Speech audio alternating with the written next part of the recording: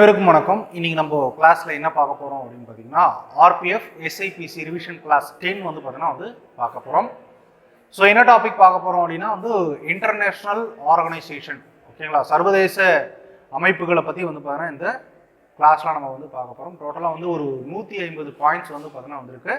So இதிலிருந்து உங்களுக்கு question பார்த்தீங்கன்னா ரிப்பீட் ஆகிறதுக்கான வாய்ப்புகளும் பார்த்தீங்கன்னா மிக மிக அதிகம். ஸோ இன்னும் பார்த்தீங்கன்னா ஒரு 6-7 டாபிக் தான் பார்த்தீங்கன்னா ஸ்டாட்டிக் ஜிகேல பார்த்தீங்கன்னா இருக்குது, ஓகேங்களா. ஸோ அதெல்லாம் பார்த்துட்டோம் அப்படின்னா ஆல்மோஸ்ட் உங்களுக்கு ஸ்டாட்டிக் ஜிகேல அவங்க ரயில்வேல கொஷின் கேட்குறாங்க அப்படின்னா இந்த ஆங்கிளில் மட்டும்தான் ஸோ கேட்பாங்க.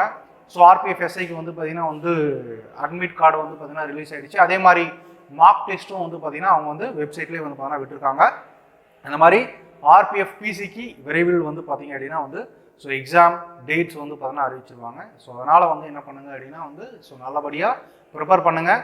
ஸோ நெக்ஸ்ட் மந்த்து மட்டும்தான் உங்கள் கையில் பார்த்தீங்கன்னா இருக்குது. டிசம்பர் மாதம் தான் உங்கள் கையில் இருக்குது. ஸோ ஜனவரி மாதம் பார்த்தீங்கன்னா உங்கள் கையில் இல்லை. ஏன் இல்லை அப்படின்னு பார்த்தீங்கன்னா ஜனவரி மாதம் பார்த்தீங்கன்னா பொங்கல் வருது, கரெக்டுங்களா. இப்போ ஆல்ரெடி பார்த்தீங்கன்னா தீபாவளி போச்சு. தீபாவளியினுடைய தாக்கம் பார்த்தீங்கன்னா ஃபெஸ்டிவல் வரதுக்கு முன்னாடி ஒரு வாரம், ஃபெஸ்டிவல் முடிஞ்ச பின்னாடி ஒரு வாரம், 2 வாரம் போயிடுச்சு. அந்த மாதிரி ஜனவரி மாதத்துலேயே 2 வாரம் போயிடும். ஃபெஸ்டிவல் பொங்கல் வரதுக்கு முன்னாடி ஒரு வாரம், அதுக்கப்புறம் பொங்கல் முடிஞ்ச பின்னாடி ஒரு வாரம், 2 வாரம் பார்த்தீங்கன்னா போயிடும். ஸோ அதனால் B sincere to your life, B sincere to your career அப்படின்ற மாதிரி பார்த்தீங்கன்னா சின்சியராக பார்த்தோன்னா இருங்க. நாளைக்கு அடுத்த வருஷம் இந்த ஃபெஸ்டிவல் வரும், அடுத்த வருஷம் பார்த்தீங்கன்னா இந்த எக்ஸாம் வரும், இந்த வாய்ப்பு வரும் அப்படின்றது பார்த்தீங்கன்னா அவங்க சொல்லியிருக்காங்க. பட் ஆனால் கேள்விக்குறி தான். அதனால் கண்ணுக்கு முன்னாடி இருக்கக்கூடிய வாய்ப்பை நீங்கள் என்ன பண்ணுங்கள் அப்படின்னா நல்லபடியாக பயன்படுத்திட்டு ஸோ எக்ஸாமில் பார்த்தீங்கன்னா பாஸ் பண்ணுங்கள். ஸோ ரயில்வேல இந்த வருஷம் பார்த்தோன்னா எல்லாருக்குமே நல்ல ஒரு வாய்ப்புகள் எல்லாருக்குமே பார்த்தோன்னா இருக்குது. ஒவ்வொரு எக்ஸாமும் பார்த்தோன்னா ஸ்டார்ட் ஆகிடுச்சு. ஸோ என்னது அவேராக இருங்க, படிங்க. ஸோ அதற்கடுத்து பார்த்தோன்னா உங்கள் வாழ்க்கை உங்கள் கையில் மட்டும்தான், ஓகேங்களா. இது ஒரு ஜஸ்ட்டு ஒரு ப்ராக்டிக்கலாக நீங்கள் பார்த்தீங்கன்னா திங்க் பண்ணி பாருங்கள். அதற்கடுத்து உங்களுக்கே பார்த்தீங்கன்னா புரியும். எப்பவுமே பார்த்தீங்கன்னா உங்களுக்காக இருந்தாலும் சரி, யாருக்காக இருந்தாலும் சரி, அடுத்தவங்க பார்த்தீங்கன்னா சில சஜஷன்களோ இல்லை இப்படி இருங்க அப்படி இருங்கனாவே பார்த்தீங்கன்னா புரியாது. ஏன் அப்படின்னா பார்த்தீங்கன்னா நம்ம அதை ஃபாலோ பண்ணவே மாட்டோம். அதனால் பாதிப்புகள் யாருக்கு அப்படின்னா நமக்கு மட்டும்தான், வேறு யாருக்குமே பார்த்தீங்கன்னா கிடையாது. ஸோ அதனால் உங்களுடைய குடும்பத்தை நினச்சி பாருங்கள், அதே மாதிரி உங்களோட கரியரை நினச்சி பாருங்கள். ஸோ அப்போ கண்டிப்பாக பார்த்தீங்கன்னா சில விஷயங்களுக்கு டைம் வேஸ்ட் பண்ண மாட்டீங்க. ஸோ சின்சியராக பார்த்தீங்கன்னா படிக்க ஆரம்பிப்பீங்க, ஓகேங்களா. ஸோ படிங்க. ஸோ நல்லபடியாக பார்த்தீங்கன்னா எக்ஸாம் அட்டன் பண்ணி நம்ம பாஸ் பண்ணோம். நம்மளுடைய அவுட்புட் ஒன்றே ஒன்று தான், ஓகேங்களா. நீங்கள் பார்த்தீங்கன்னா எங்கே படித்தாலுமே சரி, எப்படி படித்தாலுமே சரி, அவுட்புட் என்ன அப்படின்னு பார்த்தோன்னா ஸோ ரிசல்ட் அப்படின்ற ஒன்று மட்டும்தான் பார்த்தீங்கன்னா வேண்டும். அதுதான் பார்த்தீங்கன்னா ஸோ உங்களுக்கான தேவை, ஓகேங்களா. ஸோ இப்போது இன்டர்நேஷ்னல் ஆர்கனைசேஷனில் ப்ரீவியஸ் இயர் கொஸ்டின் பார்க்க போகிறோம். அதில் பார்ட் 1 பார்த்தீங்கன்னா பார்க்க போகிறோம். டோட்டலாக எவ்வளோ பாயிண்ட்ஸ் இருக்குது அப்படின்னு சொன்னேன். ஸோ 147, ஆல்மோஸ்ட் 150 பாயிண்ட்ஸ் பார்த்தீங்கன்னா இருக்குது. ஸோ அதில் ஃபஸ்ட்டு பாருங்கள். ஸோ ஐக்கிய நாடுகள் தினம் ஒவ்வொரு ஆண்டும் டேஷ் என்று கொண்டாடப்படுகிறது, ஓகேங்களா. ஐக்கிய நாடுகள், யுனைடெட் நேஷன் அப்படின்னு சொல்லுவாங்க. இந்த யுனைடெட் நேஷன் தான் பார்த்தீங்கன்னா உலகத்தில் இருக்கக்கூடிய ஒரு முக்கியமான அமைப்பு. இவங்களுக்குள்ள பல்வேறு அமைப்புகள் பார்த்தீங்கன்னா இருக்காங்க.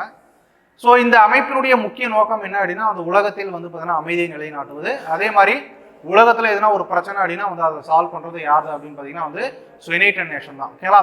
ஸோ இது எப்போ உருவாகுது அப்படின்னு பார்த்தீங்கன்னா 2ஆம் உலகப் போருக்கு பின்னாடி பார்த்தீங்கன்னா இது உருவாகிறது. அக்டோபர் 24, 1945 பார்த்தீங்கன்னா உருவாகிறது. இதை ஒவ்வொரு வருஷமும் நம்ம பார்த்தீங்கன்னா அக்டோபர் 24 ஐக்கிய நாடுகள் தினம் அப்படின்னு சொல்லிட்டு கொண்டாடுறோம். இந்த ஐக்கிய நாடுகள் தினம் ஸோ ஃபர்ஸ்ட் எப்போ கொண்டாடுறாங்கன்னா 1948, புரியுதுங்களா. உருவானது 1945. ஆனால் இந்த தினம் அக்டோபர் 24 தான் ஐக்கிய நாடுகள் தினம் அப்படின்னு சொல்லிட்டு எப்போ கொண்டாட ஆரம்பிச்சோம்னா ஸோ 1948. ஸோ இதை ஐக்கிய நாடுகள் அப்படின்னு சொல்லிட்டு பேரை உருவாக்குனவர் யார் அப்படின்னா அமெரிக்க அதிபர் யார் அப்படின்னா பிராங்க்லின் டி ரூஸ்வெல்ட் அப்படின்றவர் என்ன பண்ணார்னா உருவாக்குனார், ஓகேங்களா. ஸோ அப்போ யுனைடெட் நேஷன் அப்படின்ற உங்களுடைய முக்கியமான நோக்கம் உலகத்தில் அமைதியை நிலைநாட்டுவது, உலகத்தில் இருக்கக்கூடிய பிரச்சனையை சால்வ் பண்ணக்கூடிய ஒரு அமைப்பு தான் பார்த்தீங்கன்னா ஐக்கிய நாடுகள். 2ஆம் உலகப் போருக்கு பின்னாடி பார்த்தீங்கன்னா ஸ்டார்ட் பண்ணாங்க. இதனுடைய தலைமையகம் எங்கே இருக்குது அப்படின்னா அமெரிக்காவில் இருக்குது, நியூயார்க்கில் பார்த்தீங்கன்னா இருக்குது. இதனுடைய தற்போதைய செக்ரட்டரியாக இருக்கிறவர் யார் அப்படின்னா அந்தோனியே குத்தேரஸ் அப்படின்றவர் பார்த்தீங்கன்னா இருக்கார். யார்? அந்தோனியே குத்தேரஸ் அப்படின்ற ஒரு போர்ச்சுகல் நாட்டை சார்ந்தவர் தான் பார்த்தீங்கன்னா இருக்கிறார். ஸோ இந்த ஐக்கிய நாடுகளில் பார்த்தீங்கன்னா மொத்தம் 6 ஆர்கன்ஸ் பார்த்தீங்கன்னா இருக்குது. அதாவது பார்த்தீங்கன்னா இதனோட மொத்த அமைப்பு ஐக்கிய நாடுகளுக்குள்ள ஒரு 6 அமைப்பு பார்த்தீங்கன்னா இருக்குது, ஓகேங்களா. ஸோ 6 ஆர்கன்ஸ், 6 அங்கங்கள் அப்படின்னு சொல்லுவாங்க. ஸோ அதில் வந்து பார்த்தீங்கன்னா பார்ப்போம். ஓகேங்களா, அதே மாதிரி இதில் எத்தனை உறுப்பு நாடுகள் இருக்குது அப்படின்னா வந்து 193 உறுப்பு நாடுகள் இருக்குது. ஸோ மெம்பர்ஸ் வந்து பார்த்தீங்கன்னா ஐநாவில் வந்து பார்த்தீங்கன்னா எத்தனை பேர் இருக்காங்கன்னா 193 இருக்காங்க.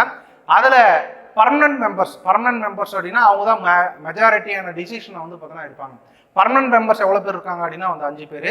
ஸோ நான் பர்மனன்ட் மெம்பர்ஸ் எவ்வளோ பேர் இருக்காங்கன்னா வந்து பார்த்தீங்கன்னா 10 பேர். குறிப்பாக அந்த 5 பேருக்கு அந்த பர்மனன்ட் மெம்பர்ஸ் நிரந்தர உறுப்பினர்கள் சொன்னோம் இல்லைங்களா, அவங்களுக்கு தான் வந்து பார்த்தீங்கன்னா அதிகமான பவர் வந்து பார்த்தீங்கன்னா இருக்கு.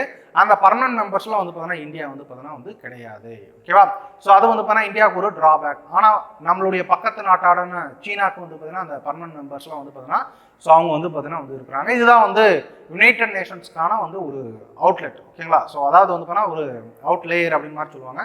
ஸோ இதுக்குள்ளே வந்து பார்த்தீங்கன்னா என்னென்ன கொஸ்டின்லாம் கேட்குறாங்க அப்படின்னு வந்து பார்ப்போம். ஃபர்ஸ்ட்டு என்னது எந்த தினம் வந்து பார்த்தீங்கன்னா வந்து அக்டோபர் 24 தான் ஐக்கிய நாடுகள் தினமாக வந்து பார்த்தீங்கன்னா கொண்டாடுறாங்க. ஓகேங்களா, ஸோ அதுக்கடுத்து வந்து பார்த்தீங்கன்னா the foundation day of the UN charter was on ஐநாவின் சாசனத்தின் அடித்தள நாள் வந்து பார்த்தீங்கன்னா எப்போன்னா 24 அக்டோபர். ஸோ 1945 என்ன பண்ணியிருக்காங்கன்னா அந்த அடிக்கல் வந்து நாட்டிருக்காங்க. அப்போ தான் அது வந்து நடைமுறைக்கும் வந்தது. ஓகேவா, அதுக்கடுத்து வந்து பார்த்தீங்கன்னா வந்து பின்வரும் நாடுகளில் இது ஐக்கிய நாடுகளின் பாதுகாப்பு கவுன்சிலில் நிரந்தர உறுப்பினராக உள்ளது. ரொம்ப ஒரு முக்கியமான ஒரு பாயிண்ட். ஓகேங்களா, பாதுகாப்பு கவுன்சில்லாம் ஒன்றும் கிடையாதுங்க. ஸோ இப்போ வந்து பார்த்தீங்கன்னா ரஷ்யா உக்ரைன் போர் நடந்துட்டு இருக்கு. அதே மாதிரி வந்து பார்த்தீங்கன்னா இஸ்ரேல் பாலஸ்தீன் போர் நடந்துருக்கு. ஓகேங்களா, இவங்க இந்த ஐநாவுடைய முக்கியமான பணி என்னன்னு சொன்ன நான், அதாவது உலகத்தில் வந்து பார்த்தீங்கன்னா அமைதியை நிலைநாட்டுறது. சண்டை வந்தால் வந்து பார்த்தீங்கன்னா அதை தீர்க்க இருப்பாங்க. ஓகேங்களா, இப்போ இந்த மாதிரி சண்டை வந்துட்டு இருக்கு. ஸோ அதுக்கு வந்து பார்த்தீங்கன்னா இந்த 5 நாடுகள் பாதுகாப்பு கவுன்சில் இருக்கக்கூடிய நாடுகள் வந்து பார்த்தீங்கன்னா என்ன பண்ணுவாங்கன்னா வந்து ஓட்டெடுப்பு பண்ணுவாங்க. அவங்கள வந்து பார்த்தீங்கன்னா நிறுத்த சொல்லுங்க அப்படின்ற மாதிரி. ஓகேங்களா, ஸோ ஆனால் வந்து பார்த்தீங்க அப்படின்னா ஒரு சிலர் வந்து அந்த வீட்டோ பவரை போடவே மாட்டாங்க. எதுவுமே வந்து பார்த்தீங்கன்னா ஆன்சரும் வந்து பார்த்தீங்கன்னா வந்து பண்ண மாட்டாங்க. அப்போ இந்த பாதுகாப்பு கவுன்சில் அப்படின்றது ரொம்ப ரொம்ப ஒரு முக்கியமான ஒரு அமைப்பு. அதில் டோட்டலாக எவ்வளோ பேர் இருக்காங்க அப்படின்னா வந்து ஸோ 5 பேர் வந்து பார்த்தீங்கன்னா இருக்காங்க. அந்த 5 பேர் யார் யார் அப்படின்னா வந்து சைனா, பிரான்ஸ், ரஷ்யா, அதுக்கடுத்து வந்து பார்த்தீங்கன்னா வந்து யூகேனா வந்து பார்த்தீங்கன்னா இங்கிலாந்து, அதுக்கடுத்து வந்து பார்த்தீங்கன்னா வந்து அமெரிக்கா. ஓகேங்களா, ஸோ சைனா இருக்கு, பிரான்ஸ் இருக்கு, ரஷ்யா இருக்கு, யூகே இருக்கு. யூகேனா வந்து இங்கிலாந்து, ஸோ யூஎஸ் அப்படின்னா வந்து பார்த்தீங்கன்னா அமெரிக்கா. இவங்க தான் வந்து பார்த்தீங்கன்னா முடிவு பண்ணுவாங்க. இப்போ கூட இஸ்ரேல் பாலஸ்தீன் போர் அமெரிக்கா நினைச்சா வந்து பார்த்தீங்க அப்படின்னா வந்து முடிச்சு வைக்கலாம். ஆனால் வந்து பார்த்தீங்கன்னா வந்து அவங்க நினைக்க மாட்டாங்க. ஏன் அப்படின்னா இஸ்ரேலியர்கள் வந்து பார்த்தீங்க அப்படின்னா வந்து நிறைய யாருக்கு சப்போர்ட் பண்ணுறாங்க அப்படின்னா அமெரிக்காவுக்கு ஃபண்டு நிறைய வந்து பார்த்தீங்கன்னா வருது. அதனால அவங்க வந்து பார்த்தீங்கன்னா வந்து அந்த போருக்கு ஒரு சொல்யூஷன் சொல்லவே மாட்டாங்க. அதே மாதிரி ரஷ்யா உக்ரைன் போர்ல வந்து பார்த்தீங்கன்னா அமெரிக்கா தலையிட மாட்டாங்க. ஏன் தலையிட மாட்டாங்கன்னா ரஷ்யா வந்து யாருக்கு அகெயின்ஸ்ட், அமெரிக்காவுக்கு அகெயின்ஸ்ட். ஓகேவா, அதனால சில காரணங்களால இந்த பாதுகாப்பு கவுன்சில் இருக்கிறவங்களுக்கும் வந்து பார்த்தீங்கன்னா வந்து அமைதியாகவே இருப்பாங்க. ஓகேவா, ஸோ அப்போ பாதுகாப்பு கவுன்சிலில் வந்து பார்த்தீங்க அப்படின்னா எத்தனை பேர் இருக்காங்க? 5 பேர். அதில் சீனா, பிரான்ஸ், ரஷ்யா, இங்கிலாந்து, அதுக்கப்புறம் வந்து பார்த்தீங்கன்னா வந்து யூஎஸ், இவங்கெல்லாம் வந்து பார்த்தீங்கன்னா இருக்கிறாங்க. நெக்ஸ்ட் வந்து பாருங்க, ஸோ ஐக்கிய நாடுகள் சபையின் 6 அதிகாரப்பூர்வ மொழிகள், அதுல வந்து பார்த்தீங்கன்னா எந்த மொழி இருக்கு அப்படின்னு வந்து கேட்கறாங்க. ஓகேங்களா, ஸோ மொத்த நிரந்தர உறுப்பு நாடுகள் அப்படின்னு கேட்டாங்கன்னா வந்து 5. அதே மாதிரி பார்த்தீங்கன்னா வந்து ஸோ நான் மொழி. ஓகேங்களா, ஐநால வந்து பார்த்தீங்கன்னா இந்த மொழியெல்லாம் வந்து பார்த்தீங்கன்னா யூஸ் பண்ணலாம் அப்படின்னு சொல்லிட்டு அவங்களே வந்து சொல்லியிருக்காங்க. என்னென்ன மொழி அப்படின்னா வந்து அரபு, சீனம், ஆங்கிலம், பிரெஞ்சு, ரஷ்யா மற்றும் ஸ்பானிஷ். இதுவும் வந்து பார்த்தீங்கன்னா ரிப்பீட்டடாக கேட்குறாங்க. ஓகேவா, இப்போ மொழி அப்படின்னு வந்துச்சு அப்படின்னா வந்து 6. நிரந்தர உறுப்பு அப்படின்னு கேட்டாங்கன்னா வந்து பார்த்தீங்கன்னா வந்து 5.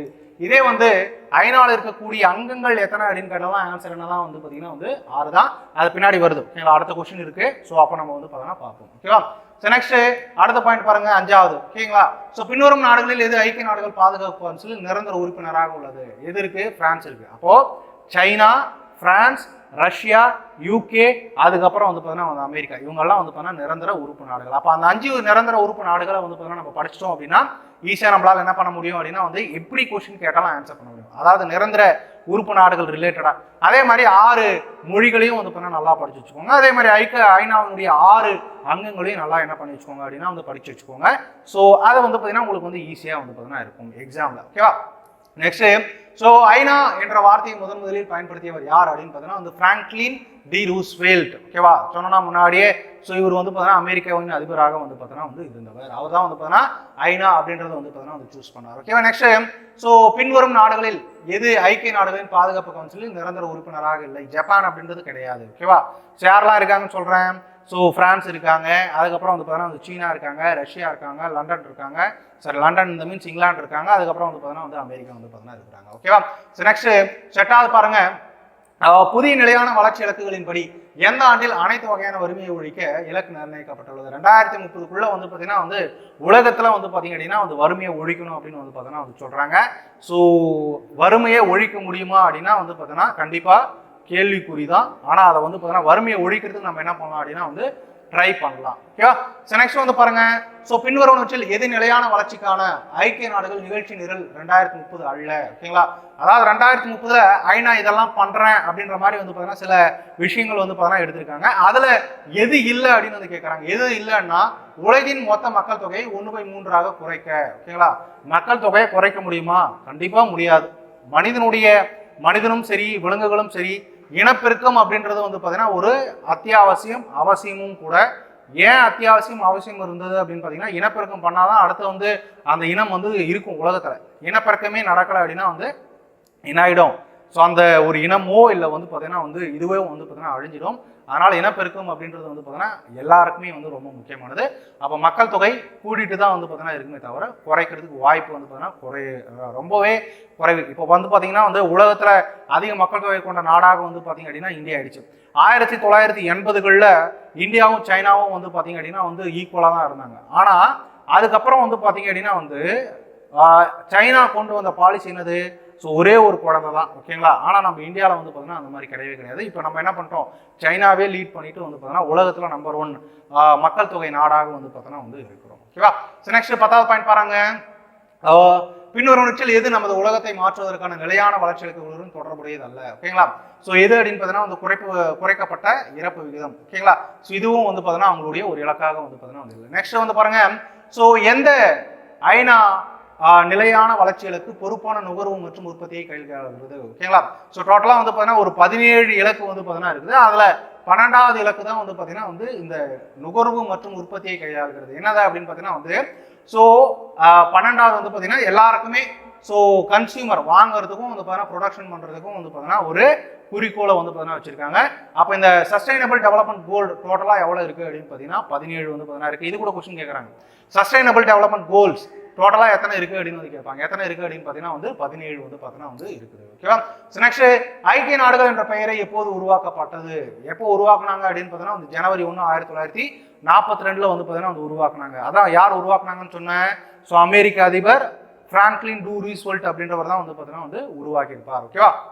ஐநா சபை எப்போது நிறுவப்பட்டது? எந்த வருஷம் நிறுவனாங்க அப்படின்னா 1945. அதற்கு அடுத்து 14வது பாயிண்ட். ஐநாவின் தலைமையகம் டேஷில் அமைந்துள்ளது? எங்க இருக்கு அப்படின்னா நியூயார்க் நகரத்துல இருக்கு. நியூயார்க் எங்க இருக்கு அப்படின்னு பார்த்தீங்கன்னா வந்து அமெரிக்கால வந்து பார்த்தீங்கன்னா வந்து இருக்கு. ஓகேவா? நெக்ஸ்ட் எந்த ஆண்டு இந்திய ஐக்கிய நாடுகள் சபையில் உறுப்பினரானது? இது வந்து ரிப்பீட்டடா கேட்கறாங்க. ஓகேவா? ஐநா உருவாகும் போதே வந்து பார்த்தீங்கன்னா இந்தியா என்ன ஆயிடுச்சு? அதுல உறுப்பு நாடாயிடுச்சு. இப்போ டோட்டலாக எவ்வளோ உறுப்பினர்கள் இருக்காங்க அப்படின்னா வந்து 193 இருக்காங்க. ஸோ கடைசியாக வந்து பார்த்தீங்கன்னா யார் இணைந்தது அப்படின்னு பார்த்தீங்கன்னா வந்து தெற்கு சூடான் அப்படின்ற ஒரு நாடு வந்து பார்த்தீங்கன்னா இணைஞ்சாங்க. யாரு? தெற்கு சூடான் அப்படின்றவங்க இணைஞ்சாங்க. தெற்கு சூடானா சவுத் சூடான் அப்படின்னு வந்து பார்த்தீங்கன்னா வந்து சொல்லுவாங்க. ஓகேங்களா? அப்போ இந்தியா ஸோ எப்போது இணைந்தது அப்படின்னு பார்த்தீங்கன்னா வந்து 1945. நெக்ஸ்ட் ஸோ ஐக்கிய நாடுகள் சபை டேஷ் முக்கிய உறுப்புகளை கொண்டுள்ளது?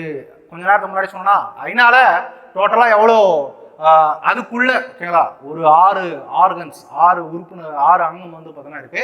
என்னென்ன அங்கம் அப்படின்னு பார்த்தீங்கன்னா வந்து ஸோ ஜெனரல் அசம்பிளி பொது சபை, செக்யூரிட்டி கவுன்சில் பாதுகாப்பு கவுன்சில். ஓகேங்களா?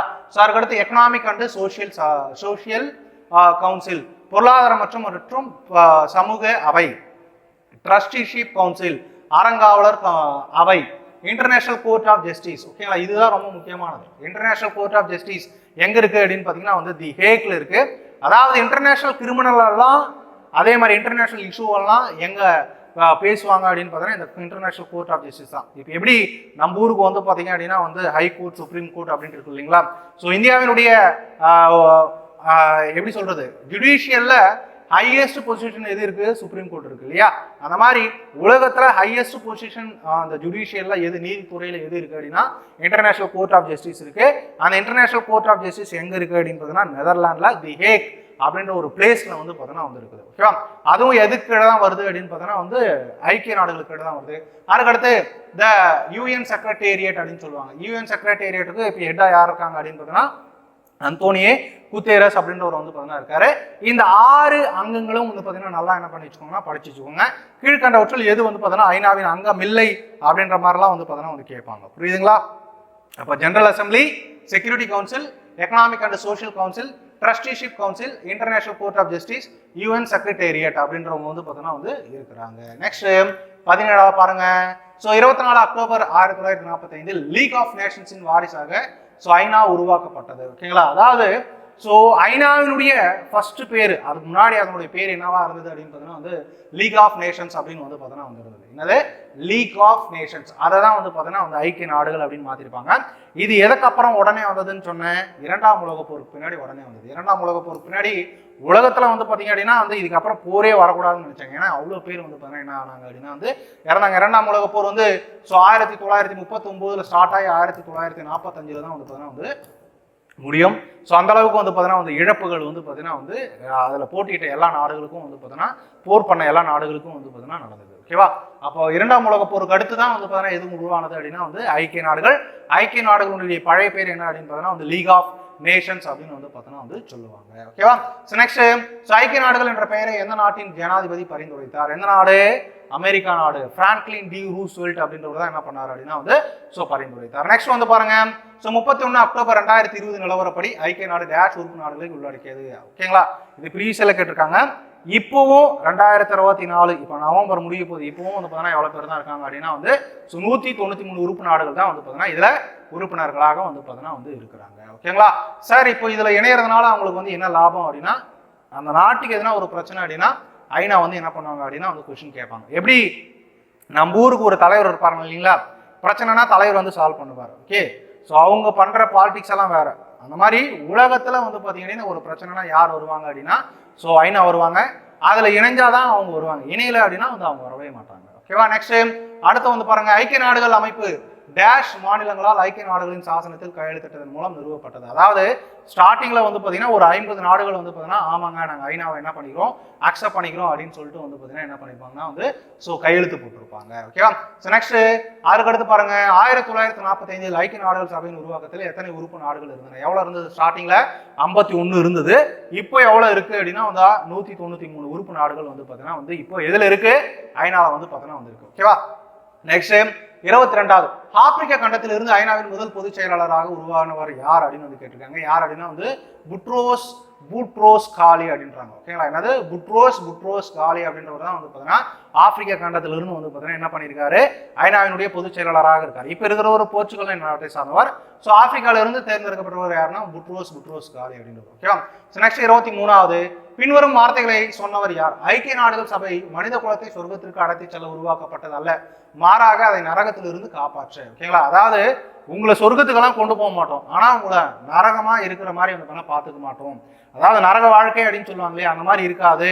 ஆனா உங்களுக்கு சொர்க்கத்தை கூட்டு போவோமா இல்லையா அப்படின்றதெல்லாம் வந்து எங்களுக்கு தெரியாது. ஆனா இங்க நரகமா இருக்காது அப்படின்றத நாங்க உறுதியளிக்கிறோம் அப்படின்ட்டு யார் சொல்லியிருக்காரு அப்படின்னா வந்து டாக் ஹெம்மர்ஸ்டோல்ட் அப்படின்றவர் என்ன பண்ணியிருக்காரு அப்படின்னு பார்த்தீங்கன்னா வந்து சொல்லியிருக்காரு. எதை? ஐநாவை பத்தி வந்து பார்த்தீங்கன்னா வந்து சொல்லியிருக்கிறார். ஓகேவா? நெக்ஸ்ட் 24வது பாருங்க. ஸோ யுஎன்ஏவின் முன்னாள் பொதுச் செயலாளர் கோஃபி அன்னன் டேஷ் என்ற ஆப்பிரிக்க நாட்டை சேர்ந்தவர். இவர் ரொம்ப ஒரு ஃபேமஸான ஒரு செக்ரட்டரி. ஓகேங்களா? ஐநாவினுடைய செக்ரட்டரியா இருந்தவர் யாருன்னா கோஃபி அன்னன். அவர் எந்த நாடு அப்படின்னு பார்த்தீங்கன்னா வந்து கானா எங்க இருக்கு அப்படின்னு பார்த்தீங்கன்னா வந்து ஸோ ஆப்பிரிக்காவில் இருக்கக்கூடிய ஒரு இடம். ஓகேங்களா? ஒரு நாடு அப்படின்னு வந்து சொல்லுவாங்க. ஓகேவா? நெக்ஸ்ட் 25வது பாயிண்ட் பாருங்க. ஸோ 1997 to 2006 இடையில் ஐநாவின் பொதுச் செயலாளராக இருந்தவர் யார் அப்படின்னு வந்து கேட்கறாங்க. யாரு? கோஃபி அன்னன். அவர் எந்த நாட்டை சார்ந்தவர் அப்படின்னா வந்து கானாவை சார்ந்தவர். ஓகேங்களா? ஐநாவின் 8வது செயலாளரான பான் கி மூன் எங்கிருந்து வந்தார்? ஓகேங்களா? எங்கிருந்து வந்திருக்காரு அப்படின்னு பார்த்தீங்கன்னா வந்து சவுத் கொரியால இருந்து வந்து வந்தார். இவரும் ரொம்ப ஒரு ஃபேமஸான ஒரு ஐநாவினுடைய செக்ரட்டரியாக இருந்தவர் தான். ஓகேங்களா? யாரு? பான் கி மூன். எந்த நாடு அப்படின்னா வந்து சவுத் கொரியா. ஓகேவா? அவரு வந்து பார்த்தீங்கன்னா வந்து கோஃபி அன்னன் அப்படின்றவர் கானா, இவர் சவுத் கொரியாவை சார்ந்தவர் தான் வந்து பார்த்தீங்கன்னா பான் கி மூன் அப்படின்னு சொல்லுவாங்க. ஓகேவா? நெக்ஸ்ட் மனித உரிமைகளுக்கான உலகளாவிய பிரகடனம் ஐநாவால் பிரகடனப்படுத்தப்பட்ட ஆண்டு எது அப்படின்னு கேட்கறாங்க. ஓகேங்களா? So universal declaration of human rights எப்போனா 1948 டிசம்பர் 10ல வந்து பார்த்தீங்கன்னா கொடுத்துருப்பாங்க. ஓகேங்களா? இந்த டிசம்பர் 10 தான் நம்ம ஒவ்வொரு நாளும் வந்து பார்த்தீங்கன்னா வந்து ஒவ்வொரு வருஷமும் வந்து மனித உரிமைகள் தினமாக வந்து பார்த்தீங்கன்னா கொண்டாடுறோம். என்னது? Human rights day. எப்போ அப்படின்னு வந்து கேட்கலாம். எப்போ அப்படின்னு பார்த்தீங்கன்னா வந்து டிசம்பர் 10 அப்படின்னு வந்து பார்த்தீங்கன்னா வந்து சொல்லுவாங்க. எப்போ? டிசம்பர் 10 அப்படின்றது ஹியூமன் ரைட்ஸ் டே வேர்ல்டு லெவலில் நம்ம கொண்டாடுறோம். அது எப்போ வந்திருக்கு அப்படின்னா 1948 தான் வந்து பார்த்தீங்கன்னா வந்து வந்திருக்கிறது. ஓகேவா? நெக்ஸ்ட் 28வது பாருங்க. எந்த சதாப்தம் ஓகேங்களா. சதாப்தம் அப்படின்னா ஒன்றும் கிடையாது, 10 வருஷம். ஸோ ஐநாவால் குடிநீர் மற்றும் சுகாதாரத்திற்கான சர்வதேச சதாப்தமாக, அதாவது தசாப்தமாக நியமிக்கப்பட்டது. குடிநீருக்கு வந்து பார்த்தீங்கன்னா வந்து ஸோ எந்த வருஷத்துலேருந்து எந்த வருஷம் நியமிச்சிருக்காங்கன்னா 1981 1990 இருக்கு. அதே மாதிரி வந்து சுகாதாரத்துக்கு வந்து பார்த்தீங்கன்னா வந்து 2005 2015 வரைக்கும் வந்து என்ன பண்ணியிருக்காங்கன்னா வந்து அந்த 10 வருஷம் அவங்களுடைய நோக்கம், ஐநாவினுடைய நோக்கம் சுகாதாரமாக இருந்திருக்கும். அதே மாதிரி 1981 1990 வரைக்கும் அந்த 10 வருஷம் ஸோ நீரை பாதுகாக்கிறதோ இல்லை நீரை வந்து பார்த்தீங்கன்னா கரெக்டாக கன்சர்வ் பண்ணுறது அப்படின்னு சொல்லுவாங்க. ஓகேங்களா. கன்சர்வ் ப்ரிசர்வ் இதெல்லாம் வந்து பார்த்தீங்கன்னா பாதுகாக்கிறதுக்கான ஒரு வழி. அதுக்கான முயற்சிகளெல்லாம் அந்த 10 வருஷத்துல ஐநா என்ன பண்ணியிருப்பாங்க, எடுத்திருப்பாங்க. எப்படி உலக அளவில் வந்து பார்த்தீங்கன்னா எடுத்திருப்பாங்க. ஓகே, அப்போ 28வது ஆன்சர் என்னது? So 1981 to 1990, so 2005 to 2015. ஓகேங்களா. ஸோ நெக்ஸ்ட் சுற்றுச்சூழல் மற்றும் மேம்பாடு தொடர்பான ரியோ பிரகடனம் ஐக்கிய நாடுகள் சபையால் அங்கீகரிக்கப்பட்ட ஆண்டு எது அப்படின்னா 1992. ஓகேங்களா. ஸோ ரியோ டி ஜெனிரா எங்க இருக்கு அப்படின்னா வந்து பார்த்தீங்கன்னா பிரேசில் இருக்கு. அங்க வந்து பார்த்தீங்கன்னா வந்து சுற்றுச்சூழல் தொடர்பாக ஐநா வந்து என்ன பண்ணியிருக்காங்க அப்படின்னா வந்து ஒரு சபதம் வந்து பார்த்தீங்கன்னா வந்து எடுத்திருக்காங்க. அப்போ 29வது ஆன்சர் என்னது? ஸோ 1992. நெக்ஸ்ட் ஸோ 30வது பாருங்க. ஐக்கிய நாடுகள் சபையால் சர்வதேச நீர் ஒத்துழைப்பு ஆண்டாக எந்த ஆண்டு அறிவிக்கப்பட்டது? எந்த ஆண்டு அறிவிக்கப்பட்டது அப்படின்னா வந்து 2013. ஓகேங்களா. இப்போ ஒவ்வொரு வருஷமும் வந்து பார்த்தீங்கன்னா ஒவ்வொரு ஆண்டாக அறிவிப்பாங்க. இப்போ லாஸ்ட் இயர் வந்து பார்த்தீங்க அப்படின்னா வந்து சர்வதேச திணைகள் ஆண்டாக அறிவிச்சாங்க, இன்டர்நேஷனல் இயர் ஆஃப் மில்லட்ஸ் அப்படின்னு சொல்லுவாங்க. இந்த வருஷம் 2024 வந்து பார்த்தீங்கன்னா ஐநா என்னன்னு சொல்லியிருக்காங்க அப்படின்னா வந்து இன்டர்நேஷனல் இயர் ஆஃப் கேமலியன்ஸ் அப்படின்னு சொல்லுவாங்க. கேமலியன்ஸ்னா ஒன்று கிடையாது, ஒட்டகம். சர்வதேச ஒட்டகங்களின் ஆண்டு அப்படின்றது எந்த வருஷம் அப்படின்னு பார்த்தீங்கன்னா வந்து ஸோ 2024 வந்து பார்த்தீங்கன்னா வந்து அனௌன்ஸ் பண்ணியிருக்காங்க. உங்களுக்கான கொஸ்டின் வந்து பார்த்தீங்கன்னா ஸோ ஐநா 2025 2026க்கான அந்த கருப்பொருள் என்ன இயர் அப்படின்றத வந்து பார்த்தீங்கன்னா அறிவிச்சிருக்காங்க. அது எந்த இயர் அப்படின்றத வந்து பார்த்தீங்கன்னா கீழே என்ன பண்ணுங்க அப்படின்னா வந்து ஸோ கமெண்ட் பண்ணுங்க. ஓகேவா. நெக்ஸ்ட் 31வது பாருங்க. ஐக்கிய நாடுகள் சபையின் கூற்றுப்படி எந்த ஆண்டு உள்நாட்டு மொழியின் சர்வதேச ஆண்டாக கருதப்பட்டுகிறது? எந்த வருஷம் அப்படின்னா 2019 என்னன்னு சொல்லியிருக்காங்க. ஸோ உள்நாட்டு மொழியின் சர்வதேச ஆண்டு அப்படின்றது வந்து பார்த்தீங்கன்னா வந்து சொல்லியிருக்காங்க. நெக்ஸ்ட் ஸோ 32வது. இந்தியாவில் ஐக்கிய நாடுகள் சபையின் ஒரு அங்கமாக எத்தனை அமைப்புகள் உள்ளன? எத்தனை அமைப்புகள் இருக்குன்னா இந்தியாவில் ஸோ 26 வந்து பார்த்தீங்கன்னா இருக்கு. How many organisation are part of the united nations in India? எவ்வளோ இருக்கு அப்படின்னா வந்து 26 வந்து பார்த்தீங்கன்னா இருக்குது. ஓகேவா. நெக்ஸ்ட் 33வது வந்து பாருங்க. ஸோ 25 ஏப்ரல் 1945 அன்று டேஷ் அரசாங்கம் ஒரு மாநாட்டிற்காக சான் பிரான்சிஸ்கோவில் கூடி ஐநா சாசனத்தை உருவாக்க தொடங்கியது. ஓகேங்களா. இது கூட ரொம்ப ஒரு முக்கியமானது. ஓகேங்களா. ஸோ ஐநா உருவாகிறதுக்கு எந்த இடத்துல கூடுனாங்க அப்படின்னு வந்து கேட்பாங்க. எந்த இடத்துல கூடுனாங்கன்னா அமெரிக்காவில் சான் பிரான்சிஸ்கோ அப்படின்ற ஒரு இடத்துல வந்து பார்த்தீங்கன்னா வந்து கூடுனாங்க. எந்த இடம்? San Francisco. சான் பிரான்சிஸ்கோ எங்க இருக்கு? அமெரிக்காவில் இருக்கு. அதுல 50 நாடுகள் வந்து பார்த்தீங்கன்னா கூடி என்ன பண்ணலாம், ஐநா அப்படின்ற ஒன்று உருவாக்கலாம் அப்படின்னு வந்து சொல்லுவாங்க. ஓகேங்களா. ஸோ அதாவது இந்த ரகுவரன் சொல்லுவார் பார்த்தீங்களா, நீங்களே பாம் வைப்பீங்களா நீங்களே இழுப்பீங்களா அப்படின்ற மாதிரி இவனுங்களே வந்து பார்த்தீங்கன்னா வந்து வேர்ல்டு வார் 2 வந்து பார்த்தீங்கன்னா பண்ணிக்கினாங்க. அவனுங்களே வந்து பார்த்தீங்க அப்படின்னா வந்து சமாதானம் பண்ணிட்டு வந்து பார்த்தீங்கன்னா ஐநாவை என்ன பண்ணாங்கன்னா வந்து உருவாக்குனாங்க. ஓகேங்களா. ஸோ இது வந்து என்ன இதில் பண்ணுறாங்க அப்படின்ட்டு வந்து பார்த்தீங்கன்னா வந்து தெரிய மாட்டேங்குது. பண்ணி முடிச்சுட்டாங்க, இப்போ போயிட்டு தான் வந்து பார்த்தீங்கன்னா இருக்குது. ஓகேவா. அப்போ சான் பிரான்சிஸ்கோவில் ஸோ 50 பேர் வந்து பார்த்தீங்கன்னா வந்து கூடி என்ன உருவாக்குனாங்க, சாசனத்தை, ஐநாவுடைய சாசனத்தை வந்து பார்த்தீங்கன்னா வந்து உருவாக்குனாங்க. ஓகேவா. நெக்ஸ்ட் 2016 ஆண்டிற்கான ஐக்கிய நாடுகள் சபையால் நியமிக்கப்பட்ட சர்வதேச ஆண்டு பருப்பு வகைகளின் சர்வதேச ஆண்டாகும். ஓகேங்களா. ஸோ அவங்களே வந்து பார்த்தீங்கன்னா கொஸ்டின்லேயே வந்து பார்த்தீங்கன்னா ஆன்சர் கொடுத்துருக்காங்க. அதாவது எந்த வருஷத்தை இன்டர்நேஷனல் இயர் ஆஃப் பல்சஸ் அப்படின்னு சொல்லிட்டு ஐநா அறிவிச்சாங்கன்னு கேட்குறாங்க. எந்த வருஷம்னா 2014. ஓகேங்களா. ஸோ நெக்ஸ்ட் 35வது பாயிண்ட் பாருங்க. பின்வரும் நாடுகளில் எது ஐநா பாதுகாப்பு கவுன்சில் நிரந்தர உறுப்பினராக இல்லை? ஐநா பாதுகாப்பு கவுன்சில் நிரந்தரமாக இருக்கிறது எத்தனை பேர்? 5 பேர் இருக்காங்கன்னு சொன்னாங்க. யார் யாரு? சைனா, பிரான்ஸ், ரஷ்யா, இங்கிலாந்து, அதுக்கப்புறம் வந்து யார் இருக்காங்க? அமெரிக்கா இருக்காங்க. இந்தியா இருக்காங்களா? இந்தியா கிடையவே கிடையாது. இது வந்து பார்த்தீங்கன்னா வந்து எல்லா ரயில்வே எக்ஸாம்லையும் ரிப்பீட்டடாக வந்து பார்த்தீங்கன்னா வந்து கேட்கக்கூடிய ஒரு கேள்வி. எது? எந்த இந்தியா வந்து பாதுகாப்பு கவுன்சிலில் வந்து பார்த்தீங்கன்னா உறுப்பு நாடாக இருக்கா அப்படின்னு கேட்டிங்கன்னா வந்து பார்த்தீங்கன்னா கிடையாது. நாம் உறுப்பினர் ஆகிறதுக்கு வந்து பார்த்தீங்கன்னா ட்ரை பண்ணிட்டு இருக்கோம். ஆனால் யார் விட மாட்டேங்கிறாங்க அப்படின்னா வந்து சைனா வந்து பார்த்தீங்கன்னா வந்து விட மாட்டேங்கிறாங்க. ஓகேவா. ஸோ நெக்ஸ்ட் அடுத்த பாயிண்ட் பாருங்க. ஸோ இவற்றில் எது அக்டோபர் 2020 வரை ஐநா பாதுகாப்பு கவுன்சிலில் உறுப்பினராக இல்லை? மலேசியா கிடையாது. ஓகேவா. இந்தியாவும் கிடையாது, மலேசியாவும் கிடையாது. 5 உறுப்பு நாடுகள் நீங்கள் நல்லா படிச்சிட்டீங்க அப்படின்னா இந்த மாதிரி எப்படி கொஸ்டின் கேட்டாலும் உங்களால் என்ன பண்ண முடியும் அப்படின்னா வந்து ஆன்சர் பண்ண முடியும். நெக்ஸ்ட் 37வது பாருங்க. ஸோ தற்போதைய அக்டோபர் நாடுகளின் சின்னம், ஓகேங்களா, சாரி, ஐக்கிய நாடுகளின் சின்னம் 7 டிசம்பர் 1946 அன்று அங்கீகரிக்கப்பட்டது. சின்னத்தில் உள்ள ஆலிவ் கிளைகள் எதை குறிக்கின்றன? ஓகேங்களா. ஸோ அதாவது வந்து பார்த்தீங்க அப்படின்னா ஐநாவினுடைய சின்னமாக எப்படி இருக்கும் அப்படின்னா வந்து ஒயிட் கலர் பேக்ரவுண்டில் ஸோ உலக மேப் வந்து பார்த்தீங்கன்னா வந்து ப்ளூ கலர்ல வந்து பார்த்தீங்கன்னா இருக்கும். அதில் ஆலிவ் இலைகள் வந்து பார்த்தீங்கன்னா வந்து இருக்கும். ஓகே, ஆலிவ் இலைகள். அந்த ஆலிவ் இலைகள் எதை பத்தி சொல்லுது அப்படின்னு வந்து கேட்கறாங்க. எதை சொல்லுது அப்படின்னா உலகம் முழுவதும் அமைதியை பத்தி வந்து பார்த்தீங்கன்னா வந்து சொல்லுது. ஓகேங்களா? அப்போ ஐநாவினுடைய சின்னம் என்ன அப்படின்னு வந்து கேட்கலாம். என்ன சின்னம் அப்படின்னு பார்த்தீங்கன்னா வந்து ஸோ ஒரு ஒயிட் பேக்ரவுண்ட் உலக வரைபடம் இருக்கும். அதில் ஆலிவ் கிளைகள் வந்து பார்த்தீங்கன்னா இருக்கும். அந்த சின்னம் எப்போ அக்செப்ட் பண்ணாங்க அப்படின்னு கேட்டாங்கன்னா வந்து 7 டிசம்பர் ஸோ 1946 என்ன பண்ணியிருக்காங்கன்னா அந்த சின்னத்தை உருவாக்கி இருக்கிறாங்க. அந்த சின்னத்துல ஆலிவ் கிளைகளினுடைய மீனிங் என்ன அப்படின்னா வந்து உலகம் முழுவதும் வந்து பார்த்தீங்கன்னா என்னது அமைதியை நிலைநாட்டுறது. ஸ்டார்டிங்ல சொன்னா ஐநாவினுடைய முக்கிய நோக்கம் உலகத்தில் அமைதியை நிலைநாட்டுறது. யாருக்காச்சும் பிரச்சனை அப்படின்னா அதை சால்வ் பண்றது தான் அவங்களுடைய முக்கியமான வேலை. அதை தாண்டி நிறைய பண்றாங்க, ஆனா இது பிரதானமாக இருக்கிறது. நெக்ஸ்ட் 38 பாருங்க.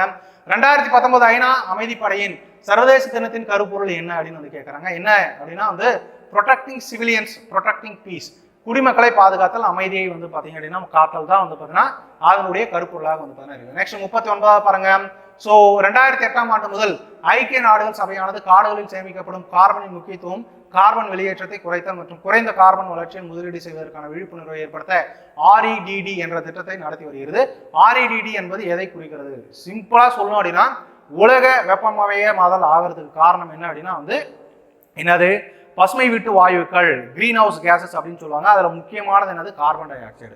அதை தான் ஓசோனில் போயிட்டு என்ன பண்ணுது அப்படின்னு பார்த்தீங்கன்னா வந்து ஓட்ட போடுது. ஓகேங்களா? ஸோ இந்த கார்பன் டை ஆக்சைடை அதாவது கார்பனை வந்து பார்த்தீங்கன்னா வந்து குறைக்கணும். குறைச்சா வந்து பார்த்தீங்கன்னா ஸோ அது என்ன பண்ணுவாங்க உலகத்தில் வந்து பார்த்தீங்கன்னா வந்து வெப்பமயமாதல் ஆகாது, ஓசோனும் வந்து பார்த்தீங்கன்னா வந்து பாதிக்கப்படையாது. ஓகேங்களா? ஆகல REDD அப்படின்ற ஒரு திட்டத்தை வந்து பார்த்தீங்கன்னா கொண்டு வந்திருக்காங்க.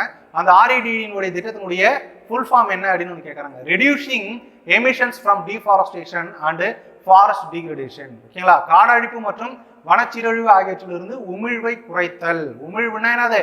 இங்கிருந்து மேலே போகுது பார்த்தீங்களா, அந்த மேலே போகிற அந்த கார்பன் டை ஆக்சைடை குறைக்கிறதா வந்து உமிழ்வு அப்படின்னு வந்து சொல்லுவாங்க. நெக்ஸ்ட் 40 பாருங்க. பொதுவாக ஐக்கிய நாடுகள் சபை ஒவ்வொரு ஆண்டும் எந்த மாதத்தில் அதன் முழு பொது சபையை கூடுகிறது? எந்த மாதம் அப்படின்னா செப்டம்பர் மாதம். இப்போ எப்படி நம்ம ஊரில் வந்து பார்த்தீங்கன்னா இந்தியன் நேஷனல் காங்கிரஸ் ஒன்று இருக்கு இல்லையா, காங்கிரஸ் கட்சி ஒவ்வொரு வருஷமும் வந்து டிசம்பர் மாதம் கூடும். அந்த மாதிரி இங்கே ஐநா வந்து பார்த்தீங்கன்னா ஒவ்வொரு வருஷமும் எந்த மாதத்தில் கூடுறாங்க அப்படின்னு பார்த்தீங்கன்னா வந்து செப்டம்பர் மாதத்தில் ஒவ்வொரு வருஷமும் செப்டம்பர் மாதத்தில் வந்து பார்த்தீங்கன்னா வந்து கூடுறாங்க. நெக்ஸ்ட் 41 பாருங்க. பின்வருவனவற்றில் எது ஐநாவின் உறுப்பு அல்ல? எது? ஹியூமன் ரைட் கவுன்சில் அப்படின்றது ஒன்று கிடையவே கிடையாது. அங்கே என்னென்ன இருக்கு? ஸோ பொது அவை வந்து பார்த்தோன்னா வந்து இருக்குது, பாதுகாப்பு கவுன்சில் வந்து பார்த்தோன்னா இருக்குது. ஓகேங்களா? செக்யூரிட்டி கவுன்சில் சொல்லுவோம். அதுக்கப்புறம் வந்து பார்த்தோன்னா பொருளாதார மற்றும் சமூக அங்கம் இருக்கு. ட்ரஸ்டிஷிப் அப்படின்றது வந்து பார்த்தீங்கன்னா இருக்கு. அறங்காவலர் அவை வந்து பார்த்தோன்னா இருக்கு. ஸோ அதுக்கடுத்து வந்து பார்த்தீங்கன்னா வந்து சர்வதேச நீதிமன்றம் இருக்கு. ஸோ அதுக்கடுத்து வந்து பார்த்தீங்கன்னா வந்து செக்ரட்டேரியட் அப்படின்றது வந்து பார்த்தீங்கன்னா வந்து இருக்குது. ஓகேவா? அப்போ எது மட்டும் இல்லை, மனித உரிமை கவுன்சில் அப்படின்றது வந்து பார்த்தீங்கன்னா வந்து அதில் கிடையாது. நெக்ஸ்ட் ஸோ இதுலயும் வந்து பாருங்க பின்னற்றில் எது ஐநாவின் ஒரு பகுதியாக இல்லை. எது இல்லை? மேலே சொன்ன 6 இருக்கு. ஜெனரல் அசம்பிளி இருக்கு. ஸோ அதுக்கடுத்து வந்து பார்த்தீங்கன்னா வந்து செக்யூரிட்டி கவுன்சில் இருக்கு. So economic and social council இருக்கு. ஸோ அதுக்கடுத்து வந்து பார்த்தீங்க அப்படின்னா வந்து இன்டர்நேஷனல் கோர்ட் வந்து இருக்கு. ஸோ அதுக்கடுத்து வந்து பார்த்தீங்கன்னா செக்ரட்டேரியட் இருக்கு. ஸோ அதுக்கடுத்து வந்து பார்த்தீங்கன்னா வேற என்ன இருக்கு? ட்ரஸ்டிஷிப் கவுன்சில் இருக்கு. அப்போ எது இல்லை? இந்த ஸ்டேட் கவுன்சில் அப்படின்றது வந்து பார்த்தீங்கன்னா வந்து கிடையாது. ஸோ நெக்ஸ்ட் அடுத்து பாருங்க. ஸோ சர்வதேச அமைதி மற்றும் பாதுகாப்பை பராமரிப்பது எந்த அமைப்பின் முக்கிய நோக்கமாகும்? எதனுடைய முக்கிய நோக்கமாகும் அப்படின்னா வந்து ஐக்கிய நாடுகளுடைய முக்கிய நோக்கமாக வந்து பார்த்தீங்கன்னா வந்து அதுதான் வந்து இருக்குது. ஓகேவா?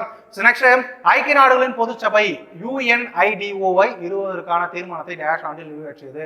ஓகேங்களா? எந்த வருஷம் வந்து பார்த்தீங்கன்னா நிறைவேற்றிருக்காங்க அப்படின்னு பார்த்தீங்கன்னா வந்து 1966 வந்து பார்த்தீங்கன்னா வந்து நிறைவேற்றிருக்காங்க. அதாவது ஸோ ஐநாவில் அங்கமாக இருக்கிறது ஒரு 6 அமைப்புன்னு சொன்னாங்க. ஆனால் ஐநாவுக்கு கீழே ஒர்க் பண்ணுற ஏஜென்சி வந்து பார்த்தோன்னா ஒரு கணக்கில் இல்லாமல் வந்து பார்த்தோன்னா வந்து இருக்குது. ஓகேங்களா? அதில் ரொம்ப முக்கியமானதெல்லாம் வந்து பார்த்தோன்னா இந்த IMF சொல்லுவோம். அதுக்கப்புறம் வந்து பார்த்தோன்னா வேர்ல்டு ஹெல்த் ஆர்கனைசேஷன் சொல்லுவோம். அதுக்கப்புறம் இன்டர்நேஷனல் லேபர் ஆர்கனைசேஷன், இந்த மாதிரிலாம் வந்து பார்த்தோன்னா நிறைய இருக்குது. அதில் UNIDO எந்த வருஷம் உருவாச்சு அப்படின்னு வந்து கேட்குறாங்க. எந்த வருஷம் உருவாச்சுன்னா 1966 வந்து பார்த்தீங்கன்னா உருவாகிருக்கும். ஓகேங்களா? அதனுடைய அங்கம் வேற, அதனுடைய ஏஜென்சி அப்படின்றது வேற. ஏஜென்சினா அவங்களுக்கு கீழே ஒர்க் பண்ணுவாங்க, அங்கம்னா அதுலேயே இருக்கிறது. ஓகேவா? இது ரெண்டு நல்லா புரிஞ்சுச்சுக்கோங்க.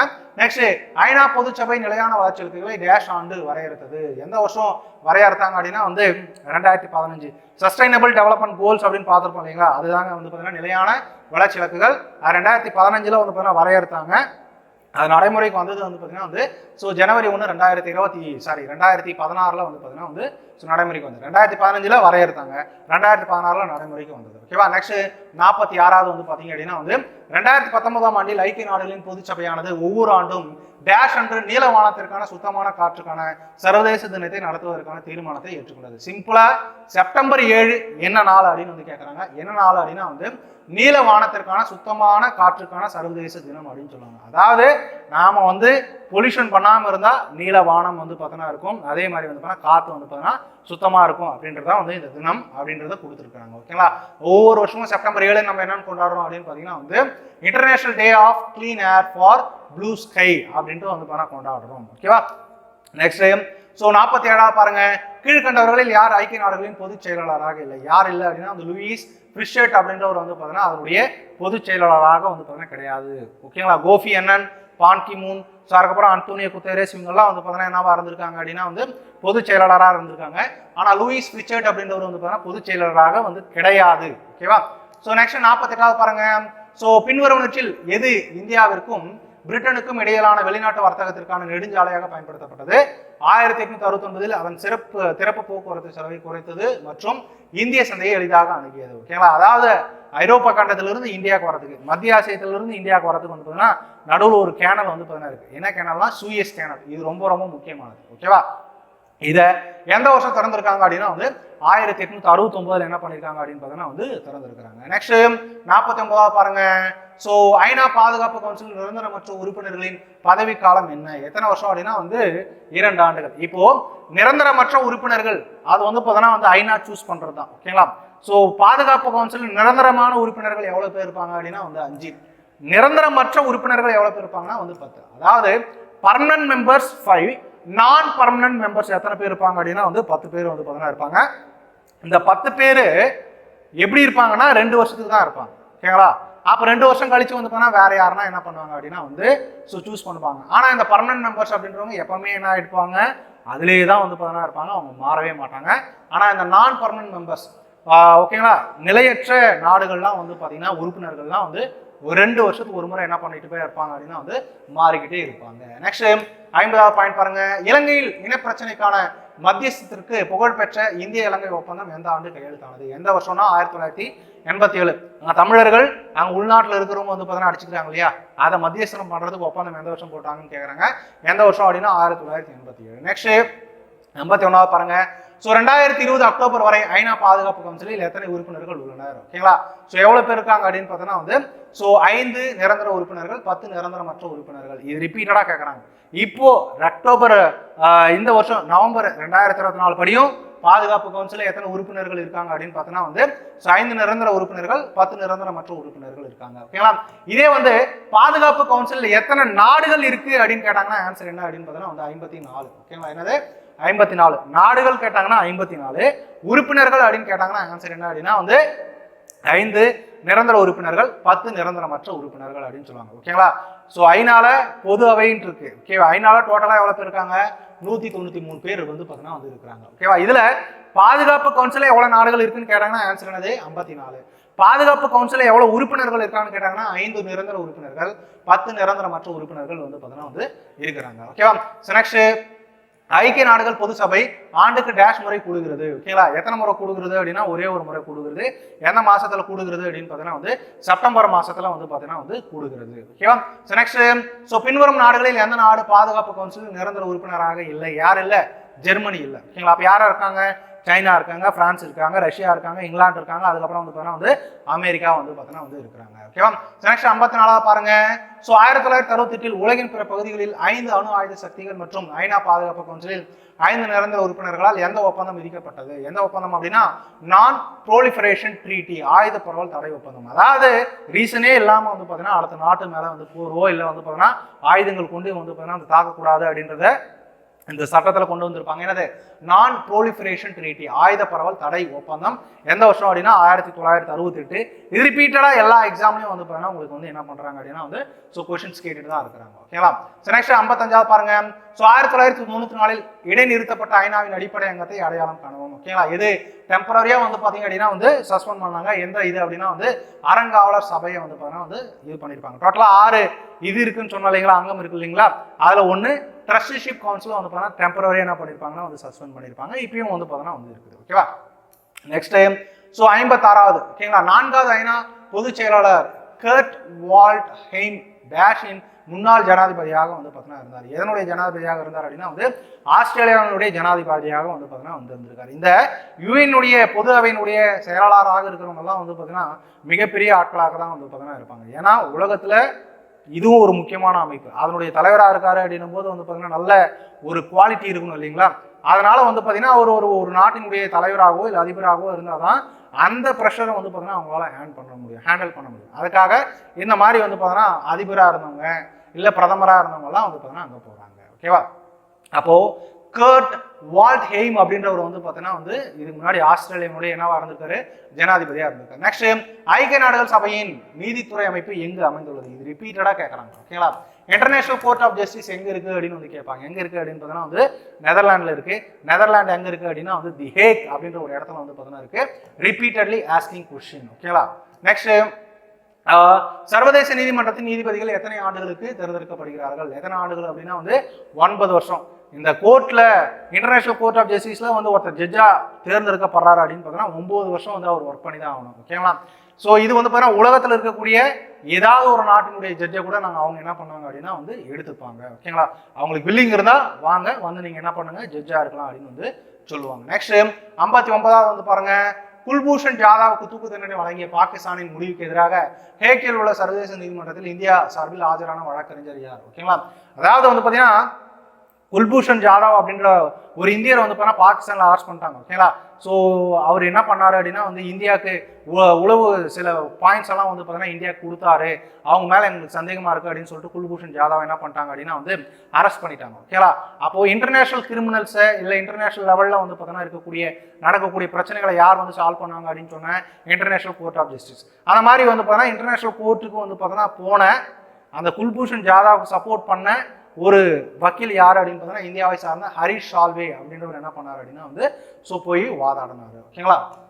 நெக்ஸ்ட் அடுத்த 60வது பாயிண்ட் பாருங்க ஐக்கிய நாடுகள் சபையின் பின்வரும் முக்கிய உறுப்புகளில் எது நியூயார்க்கில் இல்லை? எது இல்லை அப்படின்னா இன்டர்நேஷனல் கோர்ட் ஆஃப் ஜஸ்டிஸ். ஓகேங்களா?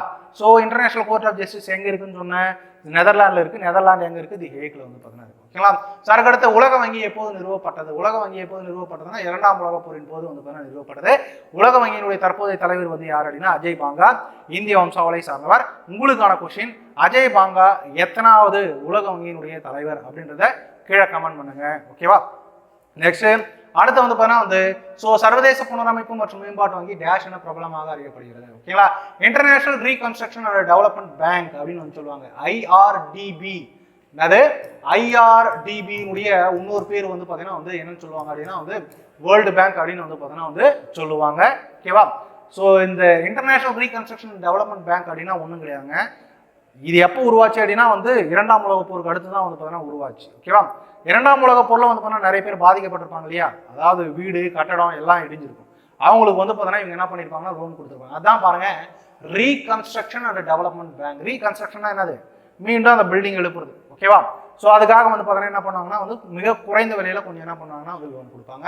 அப்போ ஐஆர்டிபியினுடைய இன்னொரு பேர் என்னன்னு சொல்லுவோம் அப்படின்னா வந்து வேர்ல்டு பேங்க் அப்படின்னு வந்து பார்த்தீங்கன்னா வந்து சொல்லுவோம். ஓகேவா?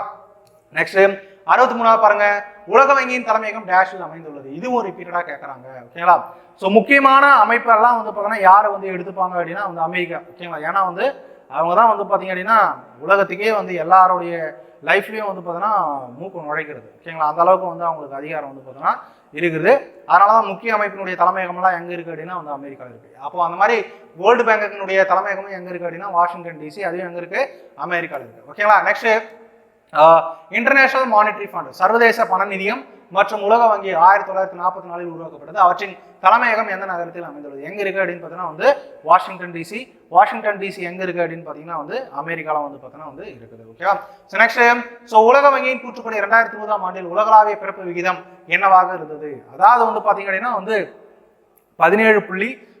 17.98னா ஒன்றும் கிடையாதுங்க. ஓகேங்களா? அந்த பிறப்பு விகிதம் 100க்கு 17 பேர் வந்து பார்த்தீங்க அப்படின்னா அந்த குழந்தை அப்படியே உயிரோடு இருக்குது. அதுதான் வந்து பார்த்தீங்கன்னா பிறப்பு விகிதம் அப்படின்னு வந்து சொல்லுவாங்க. ஓகேவா?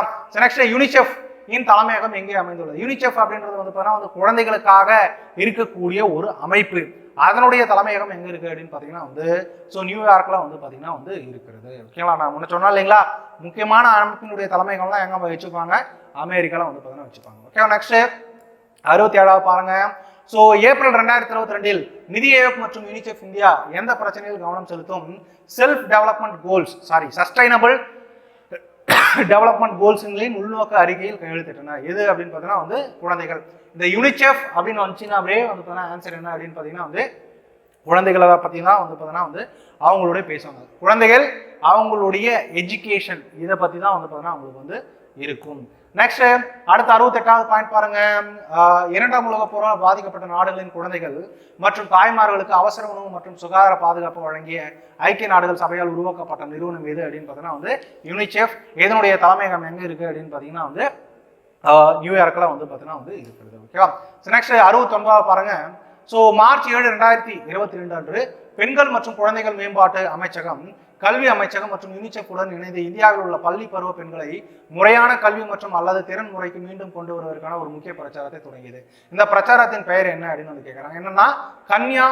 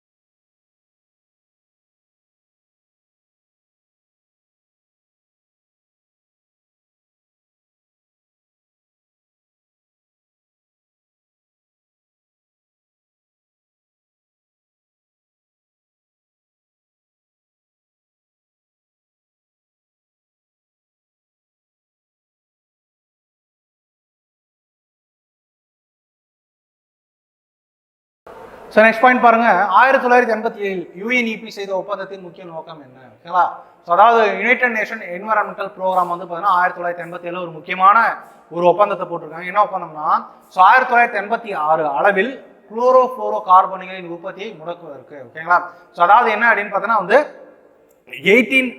1986 அப்புறம் வந்து பார்த்தீங்கன்னா இந்த குளோரோஃப்ளோரோ கார்பன் இதுவும் வந்து பார்த்தீங்கன்னா ரொம்ப ஒரு முக்கியமான ஓசோனை பாதிக்கக்கூடிய ஒரு கிரீன் ஹவுஸ் கேஸ் அப்படின்னு சொல்லுவாங்க. அதுக்கு மேலே வந்து பார்த்தீங்கன்னா கொஞ்சம் கொஞ்சமாக அதை என்ன பண்ணணும் அப்படின்னா வந்து கம்மி பண்ணிடணும் அப்படின்ட்டு வந்து பார்த்தீங்கன்னா என்ன பண்ணியிருக்காங்க.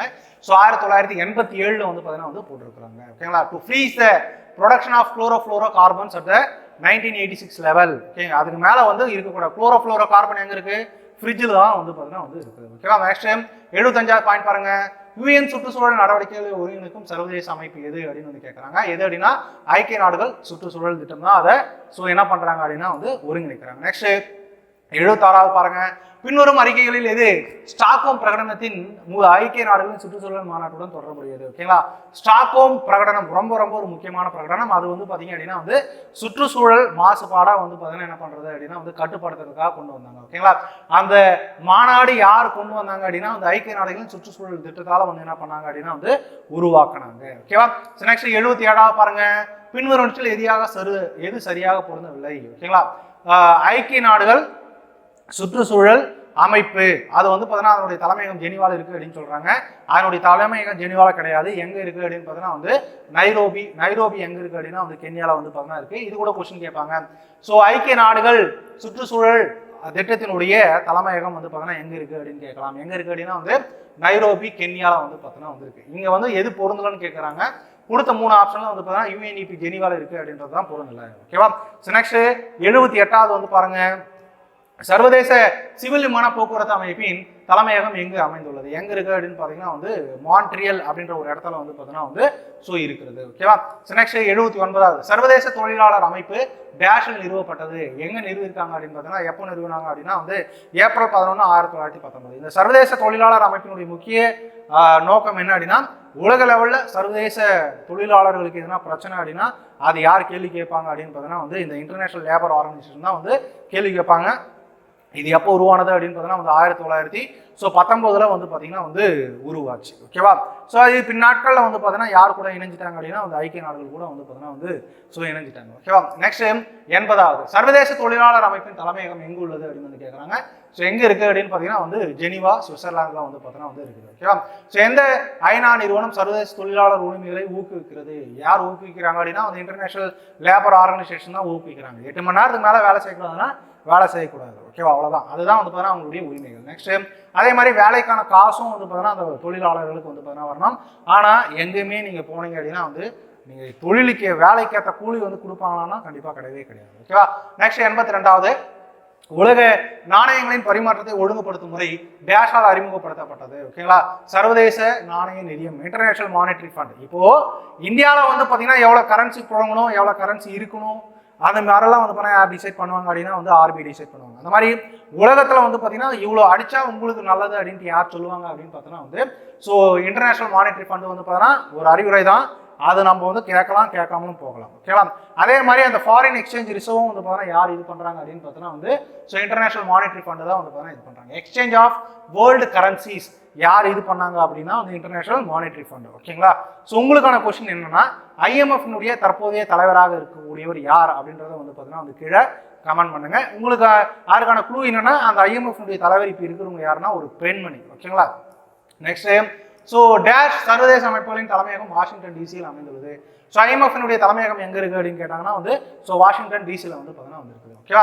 நெக்ஸ்ட் ஸோ யுனெஸ்கோவின் முழு வடிவம் என்ன? இது எல்லா எக்ஸாம்லையும் வந்து பார்த்தீங்கன்னா வந்து ரிப்பீட்டடாக கேட்குறாங்க. அது SSCயாக இருந்தாலும் சரி, ஸோ ரயில்வேவாக இருந்தாலும் சரி, ஸ்டேட் கவர்மெண்ட்டாக இருந்தாலும் சரி, எது இருந்தாலும் இது கொஸ்டின் கேட்டிருக்காங்க.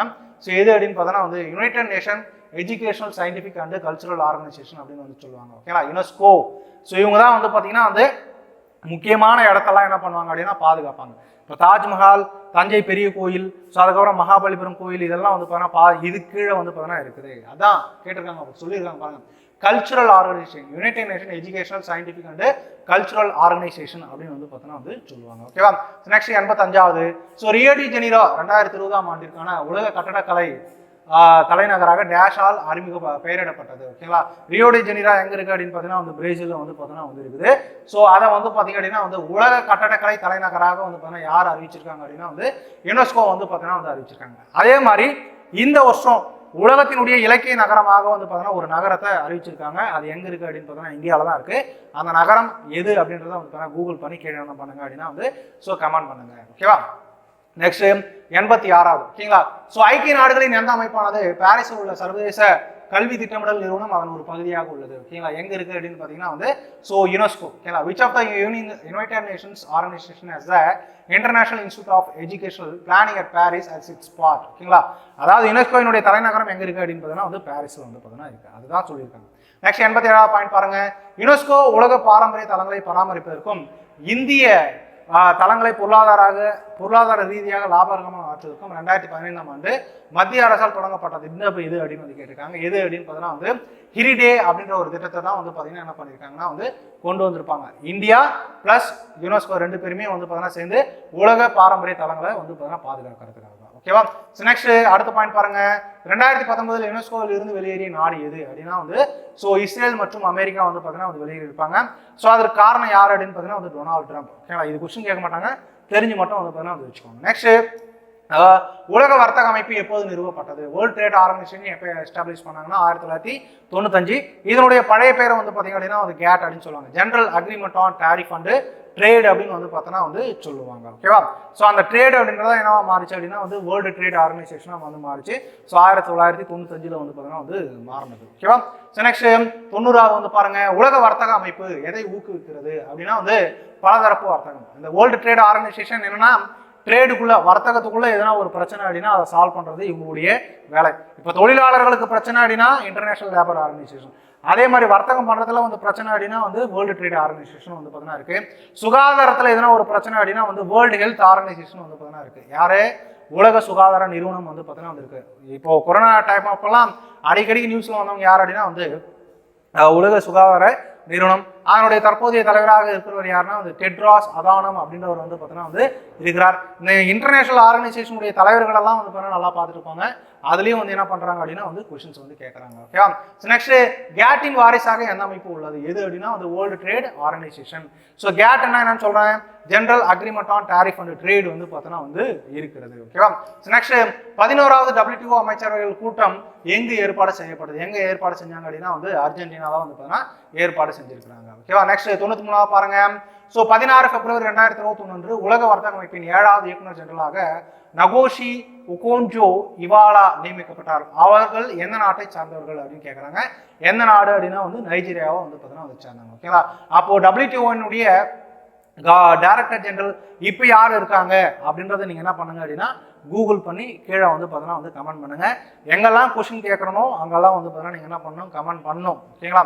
அது யாருக்கான வேலைன்னா உங்களுக்கான வேலை. நிறைய பேர் வந்து பார்த்தீங்கன்னா என்ன பண்ணுறீங்க, ஸோ இந்த வீடியோவை பார்க்குறதே இல்லை, யாருக்காக எடுக்கிறோம் எதுக்காக எடுக்கிறோம் அப்படின்றது கூட வந்து பார்த்தீங்கன்னா தெரிய மாட்டேங்குது.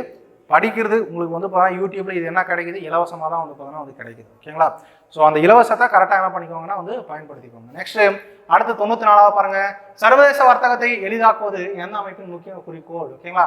வர்த்தகம் அப்படின்னு வந்துச்சுனாவே யாரோட இது அப்படின்னு பார்த்தீங்கன்னா வந்து வேர்ல்டு ட்ரேட் ஆர்கனைசேஷன், உலக வர்த்தக அமைப்பு தான் வந்து பார்த்தீங்கன்னா அதை என்ன பண்ணுவாங்கன்னா வந்து அதில் எளிதாக்குறதோ இல்லை பிரச்சனை வந்து சால்வ் பண்ணுறதோ இவங்க தான் என்ன பண்ணுவாங்கன்னா வந்து பண்ணுவாங்க. நெக்ஸ்ட் உலக வர்த்தக அமைப்பு டேஷ் அமைக்க எதிர்பார்க்கப்படுகிறது. ஓகேங்களா? விதிகளின் அடிப்படையிலான வர்த்தக அமைப்பு. அப்போ வேர்ல்டு ட்ரேட் ஆர்கனைசேஷன் என்னன்னா வர்த்தகம் பண்றதுக்கு ஒரு ரூல்ஸ் வந்து வந்து வச்சிருக்காங்க. அந்த ரூல்ஸ் படி தான் எல்லாமே நடக்கணும் அப்படின்றத சொல்லியிருக்காங்க. அப்போ விதிகளின் அடிப்படையிலான சர்வதேச அமைப்பு. ஓகேவா? நெக்ஸ்ட் 96வது வந்து பாருங்க. விவசாயம் அல்லாத தயாரிப்பு சந்தை அணுகலுடன் ஸோ எந்த நிறுவனம் தொடர்புடையது, நமாவுடன் எது தொடர்புடைய இருக்கு அப்படின்னு பார்த்தீங்கன்னா வந்து வேர்ல்டு ட்ரேட் ஆர்கனைசேஷன். இதுல தெளிவாக கொடுத்துருக்காங்க பாருங்க. நான் agriculture product market access. Market அப்படின்னா என்னது, சந்தை. சந்தைனா என்னது, வர்த்தகம். அப்போ எதுதான் வந்து பார்த்தீங்கன்னா அதனோட தொடர்புடையது அப்படின்னா வந்து வேர்ல்டு ட்ரேட் ஆர்கனைசேஷன் தான் வந்து பார்த்தீங்கன்னா வந்து ஸோ தொடர்புடையது. ஓகேவா? ஸோ நெக்ஸ்ட் 97வது வந்து பாருங்க. ஸோ மனித உரிமைகளுக்கான உலகளாவிய பிரகடனம் எப்போது ஐக்கிய நாடுகள் சபையால் ஏற்றுக்கொள்ளப்பட்ட ஒரு வரலாற்று ஆவணம் அப்படின்னு வந்து கேட்குறாங்க. ஓகேங்களா? கொஞ்ச நேரத்துக்கு முன்னாடி பார்த்தோம் நம்ம. ஓகே, மனித உரிமைகள் தினம் எப்போது கொண்டாடப்படுகிறதுனா வந்து டிசம்பர் 10. ஓகேவா? அப்போ அந்த மனித உரிமைகள் உலகளாவிய பிரகடனம், ஓகேவா, universal declaration of human rights, so எந்த டேட்ல வந்தது அப்படின்னா வந்து 10 டிசம்பர் 1948 வந்து பார்த்தீங்கன்னா வந்து வந்தது. ஓகேவா? நெக்ஸ்ட் 98வது பாருங்க. ஸோ ஜெனீவாவில் சர்வதேச மனித உரிமைகள் ஆணையம் எப்போது உருவாக்கப்பட்டது, எப்போ உருவாக்குனாங்க அப்படின்னா வந்து 24 டிசம்பர் 2003 வந்து பார்த்தீங்கன்னா உருவாக்குனாங்க. Okay, so international human rights commission ஜெனீவால எப்போ உருவாச்சு அப்படின்னு கேட்டாங்கன்னா 2023 வந்து பார்த்தீங்கன்னா உருவானது. ஓகேங்களா? ஸோ பிரகடனம் வேற, அதே மாதிரி வந்து பார்த்தீங்கன்னா ஆணையம் அப்படின்றது வேற. நல்லா வந்து பார்த்தீங்கன்னா தெரிஞ்சு வச்சுக்கோங்க. இங்க வந்து கேட்டிருக்கிறது என்ன சொல்லியிருக்காங்க, மனித உரிமைகளுக்கான உலகளாவிய பிரகடனம் டிசம்பர் 10, 1948. ஸோ மனித உரிமைகளுக்கான சர்வதேச ஆணையம் எப்போ உருவாக்குனாங்கன்னா 2003. எந்த இடத்துல உருவாக்கியிருக்காங்க அப்படின்னா வந்து ஜெனீவால வந்து பார்த்தீங்கன்னா வந்து உருவாகி இருக்கிறாங்க. ஓகேவா? நெக்ஸ்ட் 99வது பாருங்க. ஐக்கிய நாடுகள் சபையின் சர்வதேச பெண்கள் மற்றும் பெண்கள் அறிவியல் தினம் ஆண்டுதோறும் டேஷ் என்று அனுசரிக்கப்படுகிறது. எப்போ அனுசரிக்கிறாங்க அப்படின்னா வந்து பிப்ரவரி 11 என்ன பண்றாங்க அப்படின்னா வந்து அனுசரிக்கிறாங்க. ஓகேவா? ஸோ அதுக்கு அடுத்து ரொம்ப ரொம்ப ரொம்ப ரொம்ப ரொம்ப ரொம்ப ரொம்ப முக்கியமான ஒரு பாயிண்ட். ஸோ எது அப்படின்னு பார்த்தோன்னா வந்து ஸோ பின்வரும் எந்த குழுவில் இந்தியா உறுப்பினராக இல்லை. ஏஷியான் அப்படின்ற அமைப்புல வந்து பார்த்தோன்னா இந்தியா என்னவா கிடையாது அப்படின்னு பார்த்தோன்னா வந்து ஸோ உறுப்பினராக வந்து பார்த்தோன்னா வந்து கிடையாது. ஓகேவா? இது வந்து எல்லா எக்ஸாம்லேயும் வந்து என்ன பண்ணுறாங்க அப்படின்னா வந்து ஸோ உங்களுக்கு வந்து பார்த்தீங்கன்னா வந்து கொஸ்டின்ஸ் கேட்டிருக்காங்க. அது சென்ட்ரல் கவர்மெண்ட் ரிலேட்டடாக எல்லா எக்ஸாம்லையும் வந்து பார்த்தீங்கன்னா வந்து ஸோ கொஸ்டின்ஸ் வந்து கேட்டிருக்கிறாங்க. ஓகேவா? ஸோ நெக்ஸ்ட் 101வது பாருங்க. டேஷ் ஏசியான் நிறுவப்பட்ட நாடுகளில் ஒன்றாகும். ஓகேவா? ஏசியான் நிறுவப்பட்ட, அதாவது அதை ஃபவுண்ட் பண்ணும்போது வந்து பார்த்தீங்கன்னா வந்து ஒரு முக்கியமான நாடு எதுவும் கேட்டோம்னா ஸோ மலேசியாவும் வந்து பார்த்தீங்கன்னா ஒன்று. ஓகேவா? ஸோ அதுக்கு அடுத்து ரொம்ப ரொம்ப முக்கியமானது ஷாங்காய் ஒத்துழைப்பு அமைப்பு டேஷில் நிறுவப்பட்டது. ஓகேங்களா? எந்த வருஷம் வந்து பார்த்தீங்கன்னா நிறுவனாங்க அப்படின்னா ஸோ 2001 வந்து பார்த்தீங்கன்னா நிறுவனாங்க. சைனாவும் ரஷ்யாவும் சேர்ந்து வந்து பார்த்தீங்கன்னா இதை என்ன பண்ணியிருப்பாங்கன்னா நிறுவிப்பாங்க. இது வந்து பார்த்தீங்கன்னா பாதுகாப்பு அம்சத்துக்காக வந்து பார்த்தீங்கன்னா வந்து இதை நிறுவியிருப்பாங்க. ஓகேவா? அப்போ ஷாங்காய் ஒத்துழைப்பு அமைப்பு ஸோ எந்த வருஷம் நிறுவனாங்கன்னு கேட்டாங்கன்னா ஆன்சர் என்ன அப்படின்னு பார்த்தீங்கன்னா வந்து 2001 வந்து பார்த்தீங்கன்னா வந்து நிறுவனாங்க. ஓகேவா? நெக்ஸ்ட் 103வது. ஸோ ஷாங்காய் ஒத்துழைப்பு அமைப்பில் இந்தியா எந்த ஆண்டு இணைந்தது, எந்த வருஷம் இணைஞ்சிருக்காங்க அப்படின்னா 2017. இதுவும் வந்து பார்த்தீங்கன்னா வந்து ரிப்பீட்டடாக வந்து பார்த்தீங்கன்னா வந்து கேட்கக்கூடிய ஒரு கேள்வி. ஓகேவா. நெக்ஸ்ட் ஸோ 104வது வந்து பாருங்க, 2019 11வது பிரிக்ஸ் உச்சி மாநாடு எந்த நகரத்தில் நடைபெற்றது, எந்த இடத்துல நடந்ததுன்னா பிரேசிலியா. இப்போ இந்த வருஷம் வந்து பார்த்தீங்கன்னா பிரிக்ஸ் மாநாடு நடந்தது. எத்தனாவது மாநாடுனா 16வது பிரிக்ஸ் மாநாடு. எங்க நடந்தது அப்படின்னு பார்த்தீங்கன்னா வந்து காசான் எங்க இருக்கு அப்படின்னா வந்து ரஷ்யா. இது கூட வந்து பார்த்தீங்கன்னா வந்து கொஸ்டின் கேட்பாங்க. எங்கெல்லாம் நான் வந்து இந்த மாதிரி எக்ஸ்ட்ரா பாயிண்ட் சொல்றேனோ அதெல்லாம் நம்மளுடைய கரண்ட் அஃபேர்ஸ் மெட்டீரியல் இருக்கு. அதுக்கான லிங்க்கும் வந்து பார்த்தீங்கன்னா ஆல்ரெடி ஜனவரியிலிருந்து அக்டோபர் வரைக்கும் வந்து பார்த்தீங்கன்னா கொடுத்துருக்கோம். ஓகேவா. கரண்ட் அஃபேர்ஸும் வந்து பார்த்தீங்கன்னா வந்து பார்த்துட்டு போங்க. ஸோ அதுவும் வந்து பார்த்தீங்கன்னா உங்களுக்கு பயனுள்ளதாக வந்து பார்த்தீங்கன்னா இருக்கும். ஓகேவா. நெக்ஸ்ட் பின்னொரு நிச்சல் யார் பிரிக்ஸில் உறுப்பினர் ஓகே அப்படின்னு கேட்டிருக்காங்க. பிரிக்ஸ் அப்படின்னா என்னது, Brazil, Russia, India, China, south Africa. ஓகேவா. இந்த 5 நாடுகள் தான் வந்து பார்த்தீங்கன்னா பிரிக்ஸ். இதுல சவுத் ஆப்பிரிக்கா வந்து பார்த்தீங்கன்னா எப்போ இணைஞ்சாங்க அப்படின்னா வந்து 2010 வந்து பார்த்தீங்கன்னா வந்து இணைஞ்சாங்க. ஓகேங்களா. இந்த பிரிக் அப்படின்ற வார்த்தையை வந்து பார்த்தீங்கன்னா உருவாக்குனவர் யாருன்னா ஜிம் ஓ நில் அப்படின்றவர் என்ன பண்ணியிருப்பாருன்னா வந்து உருவாக்கியிருப்பாங்க. அதாவது எதிர்காலத்தில் இந்த 5 நாடுகள் தான் வந்து பார்த்தீங்க அப்படின்னா பொருளாதார ரீதியாக மிகப்பெரிய நாடாக வந்து பார்த்தீங்கன்னா இருக்கும் அப்படின்றதான் இதனுடைய இது. இப்போ 2024 வந்து பார்த்தீங்கன்னா சில நாடுகள் வந்து பார்த்தீங்கன்னா இதில் இணைஞ்சிருக்காங்க. அந்த நாடுகள் நான் பல வாட்டி சொல்லியிருக்கேன். அந்த நாடுகள் யாரு என்ன அப்படின்றத வந்து பார்த்தீங்கன்னா கீழே கமெண்ட் பண்ணுங்க. ஓகேங்களா. அதுக்கடுத்து பிரிக் நாடுகள் எவை அப்படின்னா வந்து Brazil, Russia, India and China. பிரிக்ஸில் கடைசியாக இணைந்த நாடு எது அப்படின்னா வந்து சவுத் ஆப்பிரிக்கா. எந்த வருஷம் இணைஞ்சாங்க அப்படின்னா 2010 வந்து பார்த்தீங்கன்னா வந்து இணைஞ்சாங்க. ஓகேங்களா. ஸோ பின்னொரு நிச்சல் எந்த நாடு பிரிக்ஸ் குழுவில் உறுப்பினராக இல்லை, எது இல்லை அப்படின்னா வந்து ஸ்ரீலங்கா வந்து பார்த்தீங்கன்னா வந்து கிடையாது. அதுக்கடுத்து G7 நாடு அப்படின்னா என்னன்னு கேட்டிருக்காங்க. G7 நாடுனா ஒன்றும் கிடையாதுங்க, குரூப் 7 அப்படின்னு வந்து சொல்லுவாங்க. எப்படி பிரிக்ஸ் வந்து பொருளாதார ரீதியாக வந்து பார்த்தீங்கன்னா ஃபியூச்சர்ல பெரிய ஆளா இருக்குமோ அந்த மாதிரி இதுலயும் பொருளாதார ரீதியாக வந்து பார்த்தீங்கன்னா இருக்கக்கூடிய ஒரு 7 நாடுகள் வந்து பார்த்தீங்கன்னா இதுல இருக்கும். அதுதான் வந்து பார்த்தீங்கன்னா G7 குரூப் 7 அப்படின்னு சொல்லுவாங்க. அதே மாதிரி G20 அப்படின்னு ஒன்று இருக்கு. G20னாலும் குரூப் 20, அவங்களும் பொருளாதார ரீதியாக இருக்கக்கூடிய முக்கியமான நாடுகள் தான். ஓகேங்களா. ஸோ அந்த மாதிரி அமைப்புகள் இருக்கிறவங்க அவங்களுக்குள்ள அந்தந்த நாடுகளுக்குள்ள என்ன பண்ணிப்பாங்கன்னா வந்து இந்த ட்ரேடுக்காகவோ இல்லை எக்கனாமிக்காகவோ அவங்க என்ன பண்ணிப்பாங்க அப்படின்னா வந்து சில விஷயங்களை வந்து பார்த்தீங்கன்னா வந்து பண்ணிப்பாங்க. ஓகேவா. அப்போ G7 அப்படின்றது வந்து பார்த்தீங்கன்னா உலகின் மேம்பட்ட பொருளாதாரத்தை கொண்ட நாடுகள் அப்படின்னு சொல்லிட்டு யார் சொல்றாங்க அப்படின்னா வந்து IMF வந்து சொல்றாங்க. ஓகேவா. நெக்ஸ்ட் 2019 45வது G7 உச்சி மாநாடு எந்த நகரத்தில் நடைபெற்றது அப்படின்னு கேட்கறாங்க. எந்த நகரத்தில் நடந்தது அப்படின்னா பியாரிட்ஸ், பிரான்ஸ்ல வந்து பார்த்தீங்கன்னா நடந்தது. ஓகேவா. ஸோ இந்த வருஷம் 2024 வந்து G7 உடைய 50வது மாநாடு வந்து பார்த்தீங்கன்னா வந்து நடந்தது. அது எந்த இடத்துல நடந்தது அப்படின்றதையும் வந்து பார்த்தீங்கன்னா கீழே என்ன பண்ணுங்க அப்படின்னா வந்து கமெண்ட் பண்ணுங்க. ஓகேவா. நெக்ஸ்ட் பின்னொரு எது G8 நாடுகளில் சேர்க்கப்படவில்லை, இந்தியா அப்படின்றது வந்து பார்த்தீங்கன்னா வந்து குரூப் 8ல வந்து பார்த்தீங்கன்னா வந்து கிடையாது. ஓகேவா. ஸோ நெக்ஸ்ட் வந்து பாருங்க. ஸோ எந்த ஆண்டு இந்தியா G20 உச்சி மாநாட்டை நடத்தும், எந்த ஆண்டு அப்படின்னா 2023. இது ரிப்பீட்டடா வந்து பார்த்தீங்கன்னா வந்து கேட்கக்கூடிய கேள்வி கேட்டுட்டாங்க. ஓகேவா. இந்த வருஷம் வந்து பார்த்தீங்கன்னா நடந்த எல்லா சென்ட்ரல் கவர்மெண்ட் எக்ஸாமும் இந்த கொஸ்டின் இருந்தது. 2023 G20 உச்சி மாநாட்டை நடத்தணும் யார் அப்படின்னா இந்தியா. ஸோ அது எங்க நடந்தது அப்படின்னா பாரத் மண்டபம் அப்படின்ற ஒரு இடத்துல வந்து நடந்தது. பாரத் மண்டபம் எங்க இருக்கு அப்படின்னு பார்த்தீங்கன்னா வந்து நியூ டெல்லியில் இருக்கு. இதுக்கு தலைமை தாங்கினவங்க யார் அப்படின்னு பார்த்தீங்கன்னா வந்து நரேந்திர மோடி தான் வந்து பார்த்தீங்கன்னா தலைமை தாங்கினாரு. ஓகேங்களா. நெக்ஸ்ட் 16வது G20 உச்சி மாநாடு டேஷில் நடைபெற்றது, எங்க நடந்தது அப்படின்னு பார்த்தீங்கன்னா வந்து ரோம்ல வந்து பார்த்தீங்கன்னா வந்து நடந்தது. ஓகேவா. ரோம் எங்க இருக்கு, இட்டாலியில வந்து பார்த்தீங்கன்னா இருக்கு. நெக்ஸ்ட் உலக பொருளாதார மன்றத்தின் தலைமையகம் எந்த நகரத்தில் அமைந்துள்ளது, எங்க இருக்கு அப்படின்னா வந்து ஜெனீவா, சுவிட்சர்லாந்துல வந்து பார்த்தீங்கன்னா இருக்கும். மெஜாரிட்டி ஆஃப் த இன்டர்நேஷனல் ஆர்கனைசேஷனுடைய ஹெட் குவார்ட்டர்ஸ் ஒன்று இருந்தா அமெரிக்காவில் இருக்கும், அப்படி இல்லைன்னா வந்து பார்த்தீங்கன்னா வந்து சுவிட்சர்லாந்துல இருக்கும். ஓகேங்களா. சுவிட்சர்லாந்து வந்து பார்த்தீங்க அப்படின்னா வந்து நிறைய அந்த டாக்ஸ் கன்செஷன்லாம் வந்து பார்த்தீங்கன்னா வந்து பண்ணுறாங்க. ஓகேங்களா. ஸோ அதனால தான் இன்டர்நேஷனல் ஆர்கனைசேஷனுடைய சிலது வந்து பார்த்தீங்கன்னா ஹெட் குவார்ட்டர்ஸ் எங்கே இருக்குது அப்படின்னா அங்கே இருக்குது. சுவிஸ் பேங்க்லேயும் வந்து பார்த்தீங்கன்னா ஏன் கருப்பு பணம் போய் சேருது அப்படின்னா அவங்க எவ்வளோ தான் அடித்து மிரட்டி கேட்டாலும் வந்து அவங்க டீட்டெயில்ஸ் என்ன பண்ண மாட்டாங்க அப்படின்னா வந்து லீக் பண்ண மாட்டாங்க.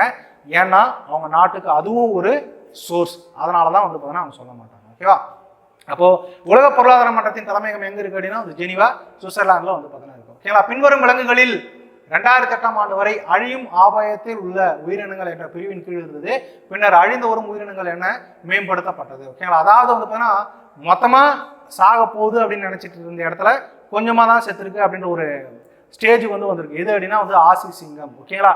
இந்தியாவில் ஆசி சிங்கம் எங்க இருக்கு அப்படின்னு பார்த்தீங்கன்னா வந்து குஜராத்தில் இருக்கக்கூடிய கீர் வனவிலங்கு சரணாலயத்தில் வந்து பார்த்தீங்கன்னா வந்து இருக்குது. ஓகேவா. நெக்ஸ்ட் சார்க் உறுப்பினராக வந்து பார்த்தீங்கன்னா எது இருக்கு அப்படின்னு கேட்டிருக்காங்க. எது அப்படின்னா ஆப்கானிஸ்தான் இருக்கு. சார்க்ல மொத்தம் வந்து பார்த்தீங்கன்னா 8 பேர் இருக்காங்க. எத்தனை பேர்? 8. MBBS ஸ்பெயின் அப்படின்னு சொல்லுவாங்க ஷார்ட்கட். ஓகேங்களா? என்னது MBBS Spain. Maldives, Bangladesh, Bhutan, so அதுக்கடுத்து ஸ்ரீலங்கா, அதுக்கடுத்து பாகிஸ்தான், அதுக்கடுத்து வந்து பார்த்தீங்க அப்படின்னா வந்து ஆப்கானிஸ்தான், அதுக்கடுத்து இந்தியா, அதுக்கடுத்து என்னது நேபாள். ஷார்ட்கட் சார்க்கு ஷார்ட்கட் என்னது MBBS Spain. Maldives, Bhutan, Bangladesh, Sri Lanka, Pakistan, Afghanistan, India, என்னது நேபாள். அதுல எது உறுப்பினராக இருக்கு அப்படின்னு பார்த்தோம்னா வந்து ஆப்கானிஸ்தான் இருக்கு. அப்போ இந்தியாவை சுற்றி இருக்கக்கூடிய நாடுகள் தான் இந்த சார்க்கில் இருக்கு. South Asian association for regional cooperation அப்படின்னு வந்து சொல்லுவாங்க. அதாவது தெற்காசியாவில் இருக்கக்கூடிய பிராந்திய நாடுகளுடைய கூட்டமைப்பு தான் வந்து பார்த்தீங்கன்னா சார்க் அப்படின்னு வந்து பார்த்தீங்கன்னா வந்து சொல்லுவாங்க. ஓகேவா? நெக்ஸ்ட் வந்து பாருங்க, சார்க் எங்கு எப்போது உருவாக்கப்பட்டது?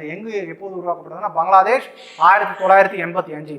ஆனா இதனுடைய தலைமையகம் இப்போ எங்க இருக்கு அப்படின்னு பார்த்தீங்கன்னா வந்து நேபாளில் வந்து பார்த்தீங்கன்னா வந்து இருக்குது. ஓகேவா? உருவானது பங்களாதேஷ், தலைமையகம் எங்க இருக்கு? நேபாள் இருக்கு. தெற்காசிய கூட்டமைப்புக்கான பிராந்திய ஒத்துழைப்பு அமைப்பில் ஸோ எந்த நாடுகள் சேர்க்கப்படவில்லை? எது இல்லை அப்படின்னா வந்து சைனா வந்து பார்த்தோன்னா வந்து கிடையாது. ஓகேவா?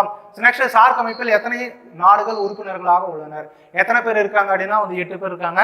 ஷார்ட்கட் சொன்னோம்னா MBBS ஸ்பெயின். ஓகேங்களா? மால்தீவ்ஸ், பங்களாதேஷ், பூட்டான், ஸ்ரீலங்கா, பாகிஸ்தான், ஆப்கானிஸ்தான், இந்தியா, அதுக்கப்புறம் என்னது நேபாள். எந்த நாடு சார்க்கில் உறுப்பினராக இல்லை? எந்த நாடு இல்லை அப்படின்னா வந்து ஸோ ஈரான் வந்து பார்த்தோன்னா வந்து கிடையாது. ஓகேவா? நெக்ஸ்ட் 121 பாருங்க. ஸோ பிராந்திய ஒத்துழைப்புக்கான தெற்காசிய சங்கத்தின் செயலகம் 1987 டேஷில் அமைக்கப்பட்டது. எங்க அமைச்சிருக்காங்க அப்படின்னா வந்து காத்மண்ட் எங்க இருக்கு? நேபாளில் வந்து பார்த்தோன்னா இருக்கு. ஓகேவா? ஸோ சார்க்கில் உறுப்பினராக இல்லாத பின்வரும் நாடு எதுன்னா மலேசியா வந்து பார்த்தோன்னா வந்து கிடையாது. அந்த 8 நாடு தெரிஞ்சா நம்ம என்ன பண்ணிடலாம்னா எல்லாத்தையும் வந்து பார்த்தோன்னா வந்து ஆப்ஷனை எலிமினேட் பண்ணிடலாம். நெக்ஸ்ட் இந்தியாவில் நிறுவப்பட்ட சார்க் மையம் எது? ஓகேவா? சார்க் பேரிடர் மேலாண்மை மையம் வந்து பார்த்தீங்கன்னா எங்க இருக்கு அப்படின்னா வந்து இந்தியாவில் இருக்கு. இந்தியாவில் எங்க இருக்கு அப்படின்னா வந்து நியூ டெல்லியில வந்து பார்த்தோன்னா வந்து இருக்குது. இது கூட வந்து பார்த்தா ஒரு கொஸ்டின் கேட்டிருக்காங்க. இந்தியாவில் நிறுவப்பட்ட சார்க் மையம் எது அப்படின்னு வந்து கேட்பாங்க. நெக்ஸ்ட் ஸோ சார்க் என்பதன் சுருக்கம் எதை குறிக்கிறது அப்படின்னு கேட்குறாங்க. South Asian association for regional cooperation, பிராந்திய ஒத்துழைப்புக்கான தெற்காசிய சங்கம் அப்படின்னு வந்து பார்த்தோன்னா வந்து சொல்லுவாங்க. ஓகேவா? நெக்ஸ்ட் 125வது ஸோ சார்க் நாடுகளால் நிறுவப்பட்ட சார்க் மேம்பாட்டு நிதியத்தின் தலைமையகம் எங்கு உள்ளது அப்படின்னு வந்து கேட்குறாங்க. எங்க இருக்கு அப்படின்னா வந்து திம்பு எங்க இருக்கு? பூட்டான்ல வந்து பார்த்தோன்னா வந்து இருக்கிறது. ஓகேங்களா? ஸோ அதாவது டிசாஸ்டர் மேனேஜ்மெண்ட் சென்டர் எங்க இருக்குன்னா இந்தியாவில் இருக்கு. அதே மாதிரி வந்து பார்த்தீங்க அப்படின்னா வந்து ஸோ டெவலப்மெண்ட் ஃபண்ட் சென்டர் வந்து எங்க இருக்கு அப்படின்னா வந்து திம்பு பூட்டான்ல வந்து பார்த்தீங்கன்னா இருக்கு. ஓகேவா? நெக்ஸ்ட் 126 பாருங்க.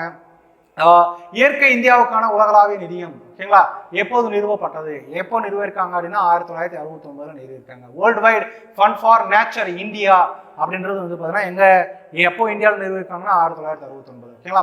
ஸோ இயற்கைக்கான உலகளாவிய நிதியத்தின் தலைமையகம் எங்க உள்ளது அப்படின்னா வந்து சுவிட்சர்லாந்து. இது ரொம்ப ஒரு முக்கியமானது.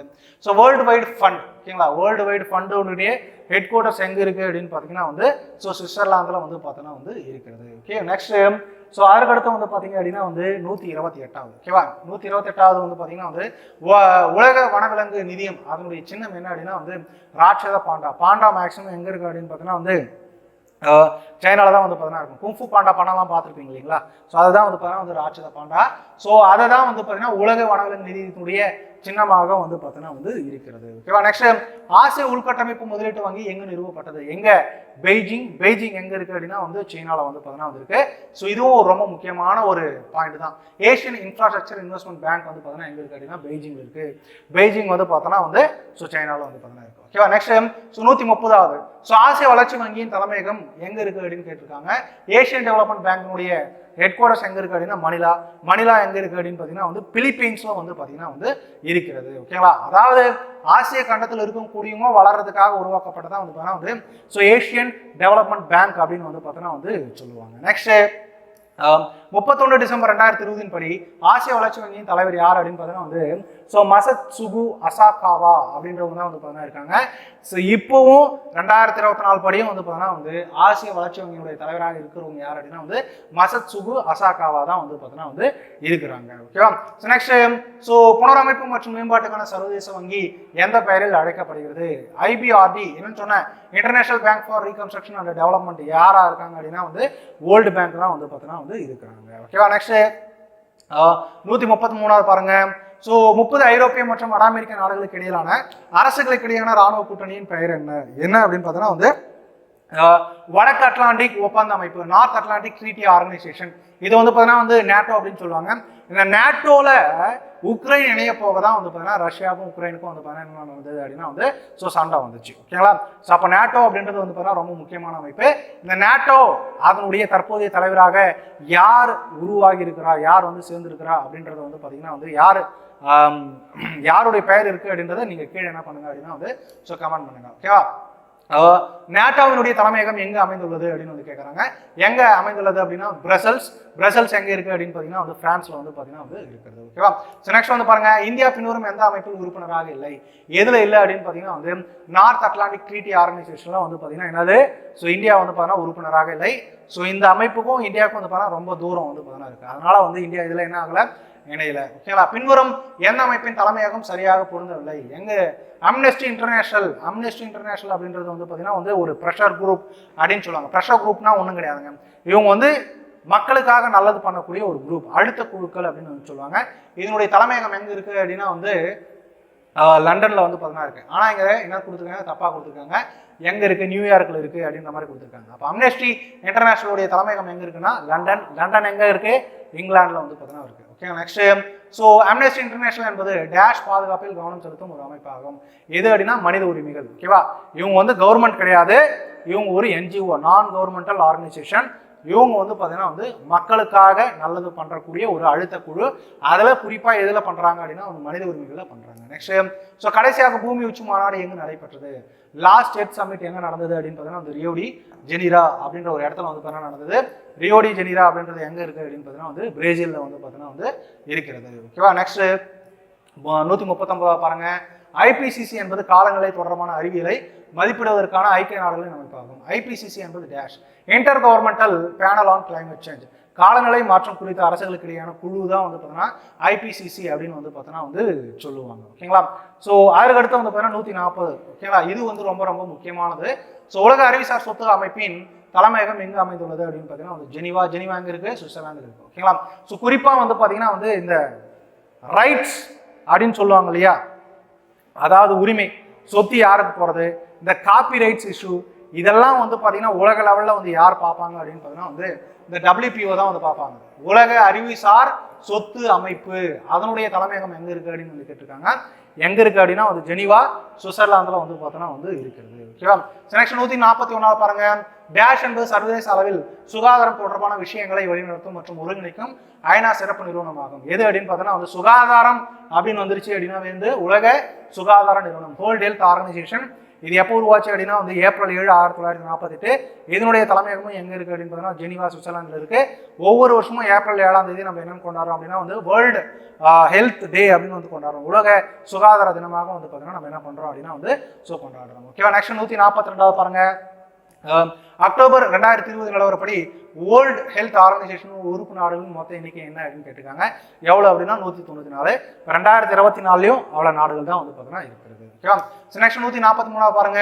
ஸோ உலக சுகாதார அமைப்பின் கூற்றுப்படி உப்பு உட்கொள்ளலை டேஷுக்கும் குறைவாக வைத்திருப்பது உயர் ரத்த அழுத்தத்தை தடுக்க உதவுகிறது, மேலும் வயது வந்த மக்களில் இதய நோய் மற்றும் பக்கவாதம் ஏற்படும் அபாயத்தை குறைக்கிறது. அதாவது ஒரு நாளைக்கு 5 கிராமுக்குள்ள நீங்க வந்து உப்பு எடுத்துக்கிட்டீங்க அப்படின்னா உங்களுக்கு வந்து ஏன்னா வராதான், ஹைப்பர் டென்ஷன் வராதான், அதே மாதிரி வந்து பார்த்தீங்கன்னா வந்து ஹார்ட் டிசீஸும் வந்து பார்த்தீங்கன்னா வந்து வராது அப்படின்னு சொல்லிட்டு யார் சொல்றாங்க, உலக சுகாதார நிறுவனம் சொல்றாங்க. நெக்ஸ்ட். ஸோ 144 பாருங்க. உலக சுகாதார அமைப்பின் கூற்றுப்படி மென்மையான நீரில் 1 லிட்டருக்கு டேஷ் முதல் டேஷ் மில்லிகிராம் கால்சியம் கார்பனேட் உள்ளது. ஓகேங்களா? அதாவது மென்மையான நீர்ல கால்சியம் கார்பனேட்னா ஒன்றும் கிடையாதுங்க, உப்பு தான். ஓகேவா? கால்சியம் கார்பனேட் உப்பினுடைய வேதிய பெயர் தான் வந்து பார்த்தீங்கன்னா கால்சியம் கார்பனேட் சொல்லுவாங்க. 0 முதல் 60 மில்லிகிராம் வந்து பார்த்தீங்கன்னா வந்து என்ன இருக்கு, உப்பு வந்து பார்த்தீங்கன்னா இருக்குன்னு சொல்றாங்க. இதுல மென்மையான நீர்ல. ஓகேவா? நெக்ஸ்ட் வந்து பாருங்க. ஸோ மே 2019 உலக சுகாதார நிறுவனத்தால் மலேரியா இல்லாத நாடுகள் எது அறிவிச்சிருக்காங்க அப்படின்னா வந்து அல்ஜீரியா மற்றும் அர்ஜென்டினா. இப்போ கூட ரீசெண்டாக வந்து பார்த்தா தொழுநோய் இல்லாத ஒரு நாடாக வந்து பார்த்தா ஜார்டான் அப்படின்ற ஒரு நாடை என்ன பண்ணாங்க அப்படின்னா உலக சுகாதார நிறுவனம் வந்து பார்த்தா வந்து அறிவிச்சாங்க. அந்த மாதிரி அந்த நாட்டில் இந்த நோய் இல்லை அப்படின்னு சொல்லிட்டு யார் அறிவிப்பாங்க அப்படின்னு பார்த்தீங்கன்னா உலக சுகாதார நிறுவனம் தான் அறிவிப்பாங்க. நெக்ஸ்ட் 146 பாருங்க. உலக சுகாதார அமைப்பின் தலைமையகம் எங்கு உள்ளது அப்படின்னு பார்த்தீங்கன்னா வந்து ஜெனிவா, சுவிட்சர்லாந்துல வந்து பார்த்தீங்கன்னா இருக்கு. எப்போ உருவாச்சுன்னு சொன்னேன், 1948 ஏப்ரல் 7ஆம் தேதி வந்து பார்த்தீங்கன்னா உருவாச்சு. நெக்ஸ்ட். ஸோ 147 பாருங்க. மற்ற பெண்களை விட இளம் பருவத்தினர் கர்ப்பம் தரிப்பதற்கான அதிக ஆபத்தை எதிர்கொள்வதாக உலக சுகாதார நிறுவனம் கண்டறிந்துள்ளது. இளம் பெண்களில் அதிக எம்எம்ஆர் ஏற்படுவதற்கான காரணம் என்ன? எம்எம்ஆர்னா வந்து பார்த்தீங்கன்னா ஒன்றும் கிடையாது, தாய் பருவ இறப்பு விகிதம். குழந்தை அதாவது சின்ன வயசுலேயே கல்யாணம் ஆயிடுச்சு அப்படின்னு பார்த்தோன்னா வந்து அந்த குழந்தைய தாங்கக்கூடிய கெப்பாசிட்டி வந்து பார்த்தீங்கன்னா அந்த பெண்களுக்கு இருக்காது. அதனால வந்து பார்த்தீங்கன்னா குழந்தை பிறந்த உடனே வந்து பார்த்தீங்கன்னா அம்மா வந்து பார்த்தீங்கன்னா இறந்துருவாங்க. புரியுதுங்களா? இதெல்லாம் நம்ம நிறைய படத்துலலாம் பார்த்துருக்கோம். குழந்தை பிறந்த உடனே அம்மா வந்து இறந்துருவாங்க. ஏன் அப்படின்னா அந்த குழந்தைய அந்த கெப்பாசிட்டி வந்து பார்த்தீங்கன்னா அவங்களுக்கு கிடையாது. ஸோ என்ன அதை தான் வந்து பார்த்தீங்கன்னா வந்து கர்ப்பம் தரிப்பதற்கான அதிக ஆபத்தை கொள்வதாக உலக சுகாதார நிறுவனம் கண்டுள்ளது. எதுலேருந்து 10 to 14 வயசுக்குள்ள வந்து பார்த்தீங்கன்னா கல்யாணம் பண்ணால் அவங்களுக்கு குழந்தை பிறந்தா இந்த மாதிரி நடக்கும். ஓகேவா? என்னது ஒரு குழந்தையை பெறுவதற்கு அவர்களின் உடல் அளவு மிகவும் சிறியதாக வந்து பார்த்தீங்கன்னா இருக்குது. அதனால தான் அவங்க என்ன ஆயிடுறாங்க, இறந்துடுறாங்க. குழந்தை பிறப்பினப்போ வந்து பார்த்தீங்க அப்படின்னா வந்து ஸோ அந்த எலும்புகள் வந்து பார்த்தீங்கன்னா விலகும். ஓகேங்களா? ஸோ விலகலைன்னா தான் இப்போ வந்து பார்த்தீங்கன்னா என்ன பண்ணிடுறாங்க அப்படின்னா வந்து சிசரின் பண்ணிடுறாங்க. அந்த காலத்தில் சிசரின்லாம் கிடையாது இல்லையா? ஸோ அப்போ அதனால் என்ன ஆகிடுறாங்க அப்படின்னு பார்த்தீங்கன்னா வந்து ஸோ அந்த புஷ் பண்ணும்போது குழந்தை வெளியே வந்துடும். ஆனால் தாய்மார்கள் என்ன ஆகிடுவாங்கன்னா இறந்துருவாங்க. ஓகேவா? நெக்ஸ்ட்டு ஸோ 148 பாருங்க. பின்வரும் உணர்ச்சியில் எது ஐக்கிய நாடுகள் அமைப்பு மற்றும் அதன் தலைமையகத்தின் சரியான ஜோடி அல்ல? உலக சுகாதார நிறுவனத்தினுடைய தலைமையகம் எங்க இருக்குன்னு சொன்ன ஜெனீவா சுவிட்சர்லாந்துல இருக்கு. ஆனா இங்க என்னன்னு சொல்லியிருக்காங்க, நியூயார்க் அப்படின்னு வந்து சொல்லியிருக்காங்க. அப்ப இது வந்து பார்த்தீங்கன்னா வந்து தப்பு. ஓகேவா? ஸோ இன்னைக்கு நம்ம பார்த்தது இன்டர்நேஷனல் ஆர்கனைசேஷன்ல முக்கியமான ஆர்கனைசேஷனுடைய ஸோ பாயிண்ட்ஸ்லாம் வந்து பார்த்தீங்கன்னா பார்ட் 1 பார்த்துட்டோம். பார்ட் 2 வந்து பார்த்தீங்கன்னா அடுத்து நம்ம பார்ப்போம். ஸோ தொடர்ந்து படிச்சுட்டே இருங்க, நல்லா படிங்க. ஸோ நல்லா எக்ஸாம் வந்து ப்ரிப்பேர் பண்ணுங்க. ஸோ மீண்டும் மற்றொரு காணொலியில் சந்திப்போம். நன்றி, வணக்கம்.